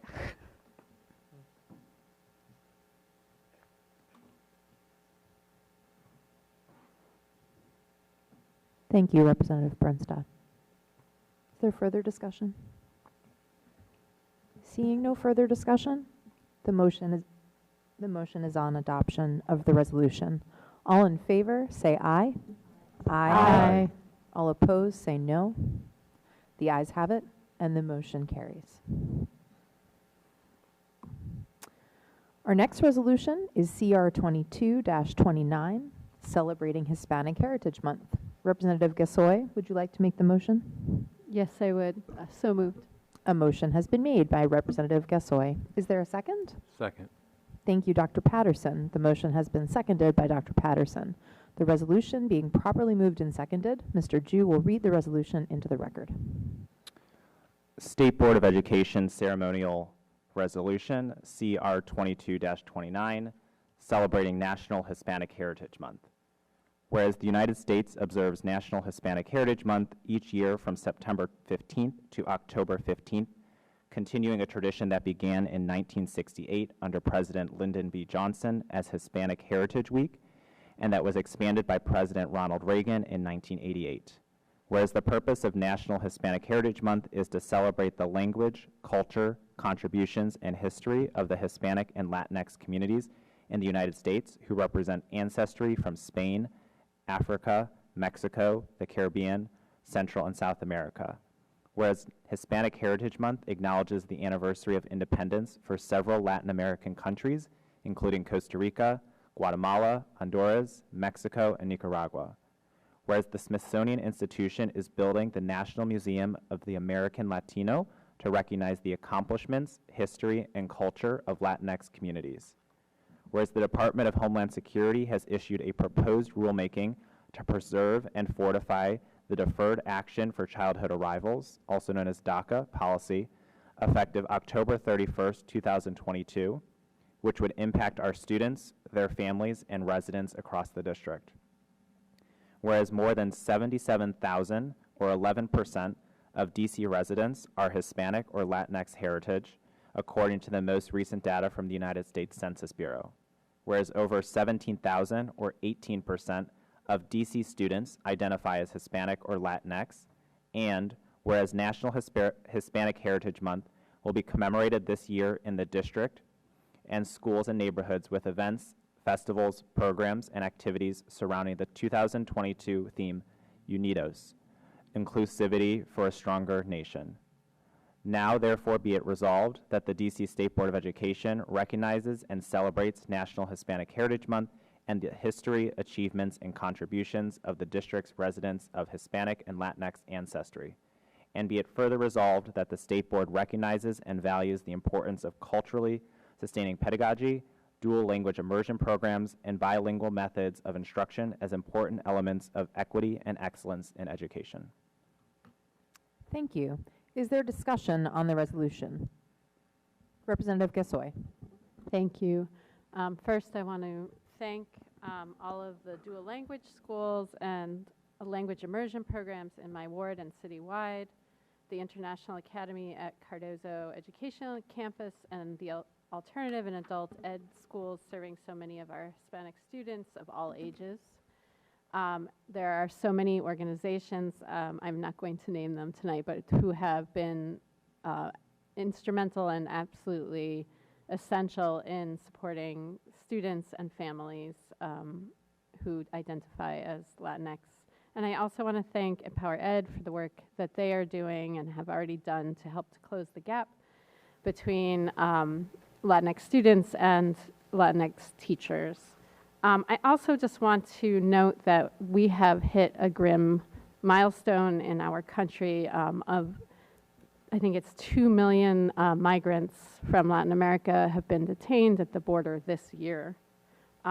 And thousands of those migrants fleeing violence and poverty have been bused to DC, as we know, and a lot of those families are going to have children who end up in our schools throughout the year. So I do want to just emphasize that we really need to ensure that they are resourced and sufficiently staffed to meet those needs. I do want to thank Mayor Bowser for attempting to obtain federal support to ensure migrants sent from Texas and Arizona are receiving support they need to live in dignity while seeking asylum. And finally, I want to thank my council member, Councilmember Nadeau, for being a champion for immigrant rights in our ward and in response to the current influx of hundreds of migrants each day, for moving legislation to establish a new Office of Migration Services within DHS so we can live up to our commitment and responsibility as a sanctuary city. Thank you, Representative Gasoy. Is there further discussion on the motion? Yes, I just have a couple of things. Between 2016 and 2020, this country almost underwent a tremendous revolution, in a backwards revolution, especially for the Latinos or people who identify themselves as Latinos in this country. And thankfully, hopefully, we are on a different trajectory. In our resolution, it talks about sustaining or culturally sustaining pedagogy.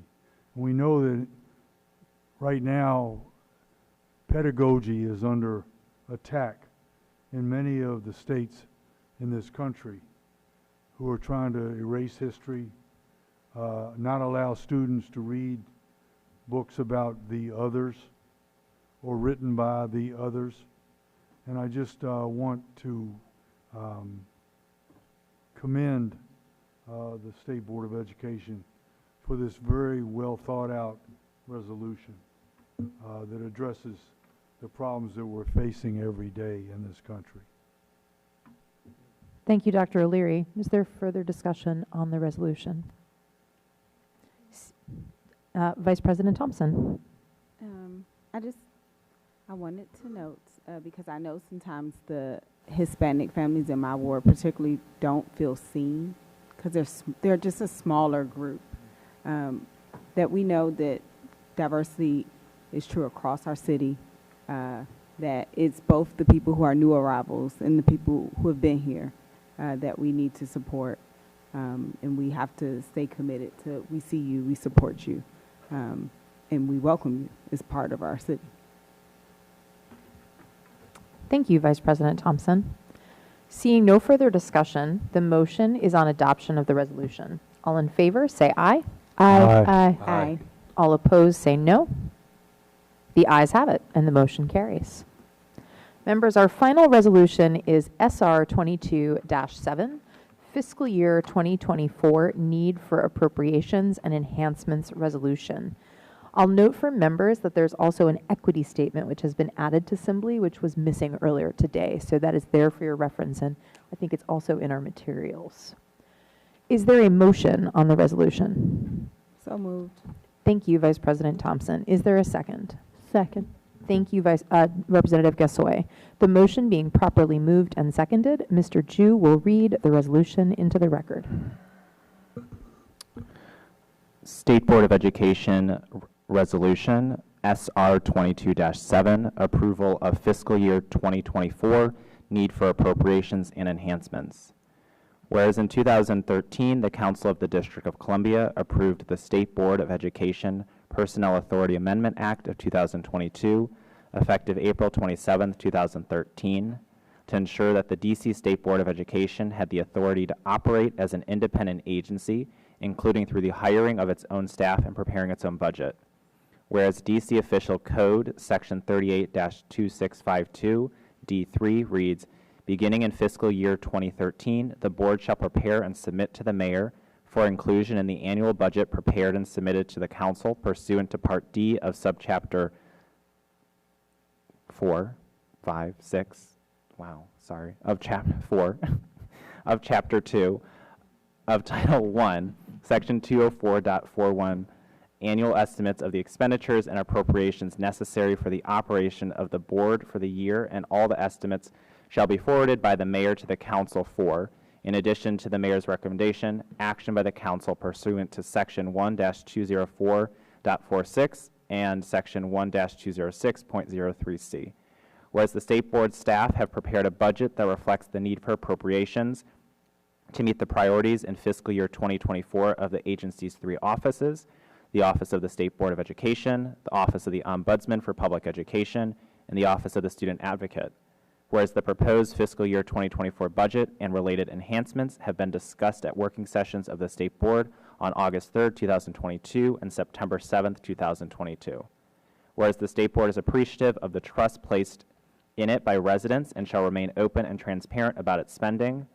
Whereas in the fiscal year that begins on October 1st, 2023, the State Board proposes a need for appropriations of $2,980,498.87, with $432,551 being spent on program activities and the remainder on personnel in accordance with the attached chart. And whereas the State Board proposes $811,000 in additional appropriations for the agency in the form of enhancement requests, and confirms that these requests would amplify and extend the capabilities of the agency. Now therefore be it resolved that on September 21st, 2022, the DC State Board of Education approves its fiscal year 2024 need for appropriations and enhancements, and requests that the mayor include in her annual budget submission the estimate approved herein. Thank you, Mr. Ju. I'm pleased I'm not the only one stumbling over my words at almost 10 o'clock at night. Seeing, is there discussion from members on the resolution? Representative Bernstad. Okay, I'm a little less emotional about our fiscal year needs, so I will stay dry-eyed for this one. The equity statement I'm really happy about because the second bullet point increases student representative stipends to $1,000 for fiscal year 2024, which is super exciting because student representatives do a lot of work on top of a school day. For instance, I left my house this morning at 7:30. It is almost 10 p.m. Yeah, I'm just super excited about that, and I'm glad the board was receptive to when it was brought up at the working session. Thank you. Thank you, Representative Bernstad. Other discussion? Representative Wattenberg. Yeah, I just wanted to say, I raised at the working meeting how important I thought it was for the board to continue its commitment to taking up research that would bring forward some of the issues that have been raised in the city. I mean, teacher turnover has been one that we have talked about, and some others. I think there's money in this budget that could support it, so I'm not going to bring that forward as anything separate, and that will be up for the next board to sort of work its way through as they come in next January. But I did want to raise that I think it's an important thing to continue it. Thank you. Thank you, Representative Wattenberg. Is there further discussion? Then I'll take just a moment of presidential privilege and thank our student representatives for raising the question around the equity of student stipends.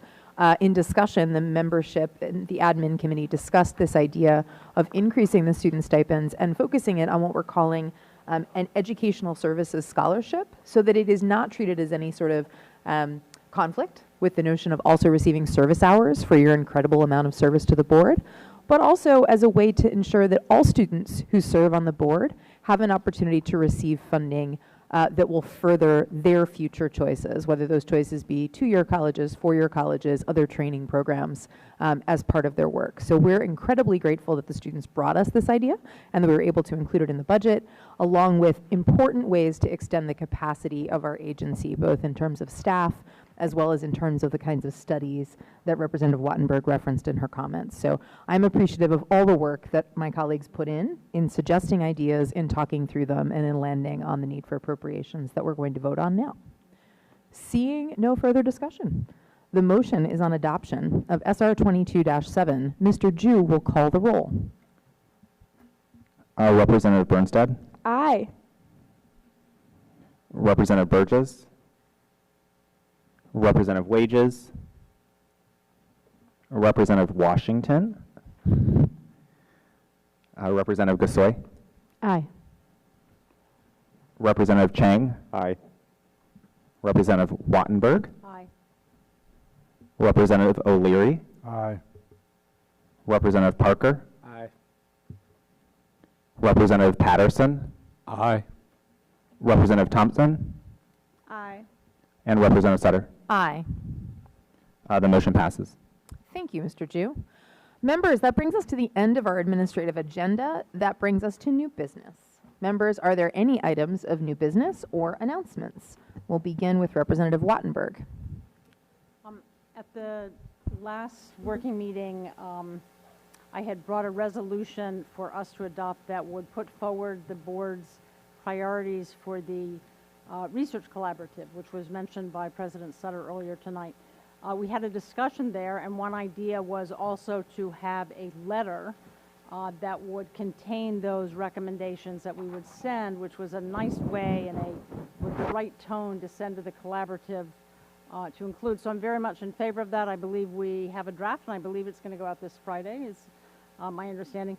In addition, I had raised, Dan and I have raised since, that I think it's also important to adopt this letter as a resolution, because in addition to wanting to communicate this to the research collaborative, it should be part of what people find when they go to the board. And all of my experience is that if it's not a resolution, it doesn't get captured in the same way with the same level of prestige and attention. So I'm not going to do anything tonight, partly because it's late, and even more because we realized that we hadn't brought this to the Student Advisory Committee. We want to be sure to do that. So we'll be bringing it to the, it'll come before the Student Advisory Committee at some point between now and October, and I'll raise it in October. Okay. Thank you. We meet once in October. Sorry, I know it's not my time. But if you want, you can send it to us via email, and we can review it over email, because we only meet once a month now. Very good. Thank you, Representative Wattenberg. Are there any questions or comments for Representative Wattenberg? Representative Gasoy. First, I just wanted to thank our staff, and our leadership actually did a great job tonight leading this new old meeting, this hybrid meeting. So I just want to give some appreciation. After listening to the all the teachers who testified tonight, I would like to put forward the idea of having a resolution, and I know we will discuss this further, but just wanted to put that out there for the public, that this is something we will discuss. Representative Gasoy, can I just ask a point of clarification? A resolution regarding the teacher's contract, regarding substitute teachers, regarding Sorry, yeah, I know something there more was generally? Yeah. There were a lot of topics. It's late, sorry. I hear you. The contract. Thank you. You're welcome. Are there questions or comments for Representative Gasoy? Okay. Representative Bernstad, did you have an item of new business? Yes, I'm sorry. I know it's late. This is really quick, and I want to talk about this more at our working session, but I just want to bring it up now really quickly. Currently, 5 committees exist via our bylaws, and the Student Advisory Committee is not one of the advisory committees that exists in our bylaws, which means it doesn't have to exist, just that the student representatives have to exist. And changes to our bylaws can be proposed and made with a 2/3 affirmative vote from the full board. No resolution is needed. Yeah, I wanted to bring it up now so people are aware of it, but this is something I think we should at least talk about at the working session, but not now. Thank you. Thank you, Representative Bernstad. Are there questions or comments for Representative Bernstad? Okay. Are there other items of new business from members? Okay, Representative Wattenberg has another, and then I'm going to end with Vice President Thompson. Thank you. I really just wanted to say, and I know I speak for everybody, and Representative Gasoy already said it. My presidency ended, I think, almost 2 years ago or more than 2 years ago. And even then, we were talking about the difficulties of coming back in a hybrid virtual session. We already knew how difficult it would be, and it has been many months, I know, of the staff and the admin committee and the officers trying to figure out how to do this. And I just, again, all plaudits to you for pulling this off. Thank you. Thank you, Representative Wattenberg. Vice President Thompson. All right, I have 2 items of new business. One is both a continuation of what I was trying to work through at the working session when I asked for feedback around what we do regarding the violence that's happening kind of in and around our schools. And it came up tonight again when the teacher talked about the need for both like de-escalation and like people in the building who address different concerns. I would like to propose a path forward. One, I actually think it makes sense to send a letter to the deputy mayor, and I am saying a letter, to the deputy mayor for public safety and the respective agencies to understand how they're supposed to interact with schools in particular. 2, I think actually it makes sense to how we are doing a panel for sexual assault. We might actually want to invite some of those agencies to come speak to us. It can either be at a public meeting or we can set up some type of panel to better understand what is, again, supposed to be happening, because no one can answer that question as far as like what it looks like in our schools and communities to keep people safe. And then once we have a better sense of that information, I would like the board to propose some recommendations around that. So that's my first item of business. The second thing is actually, and I'm again going with a letter here, I think we need to make a data request around school support staff.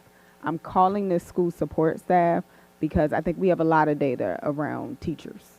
And if they're being retained, if they're, present in buildings, and they are not the only ones in buildings. Everything from the crossing guard issue to do we have cafeteria workers? Do we have enough janitorial staff, which continues to come up? I know you all have been in buildings just like I've been in buildings. And we actually do not know how pervasive those issues are that make our buildings run. And so I would like to actually, and I think it's OSSI to start with, but I would like to know some better data on our school support staff and how those positions are, if those positions are adequately staffed currently in our schools. So those are my 2 items. Thank you, Vice President Thompson. Are there any questions or comments for Vice President Thompson? Okay. Thank you, members, for sticking with us and for your announcements and new business items. We are going to move towards closing this meeting. I appreciate that everyone stayed engaged with us tonight. It was great to be back in person in the old council chambers. I would like to add my plaudits to everybody else who's already said them, to our staff. I already put y'all on Twitter tonight. We have the best staff of any elected officials in the city. They got us not only back into the old council chambers with clean carpets, but they got us into this space in a hybrid posture, which Vice President Thompson and I can tell you that when we came in here last week, sounded like flying to Mars. And instead tonight we were able to continue to engage with the public in the way that we have been able to for 2 years using Zoom, as well as to have people back in person and to be together. So thank you, all kudos to our staff. Thank you for sticking with us tonight.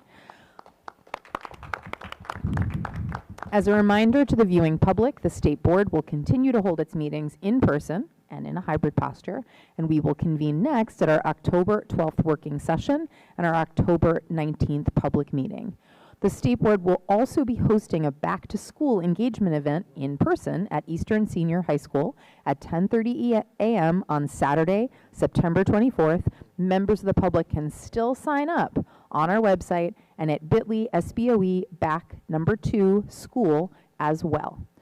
One last public announcement. This Friday, our Advocacy and Outreach Committee is hosting a roundtable on sexual assault in our schools and information and data that we are seeking on instances of sexual assault and sexual abuse in our schools. You can find that meeting on our website, on our calendar of meetings, and we certainly invite members of the viewing public to watch that roundtable.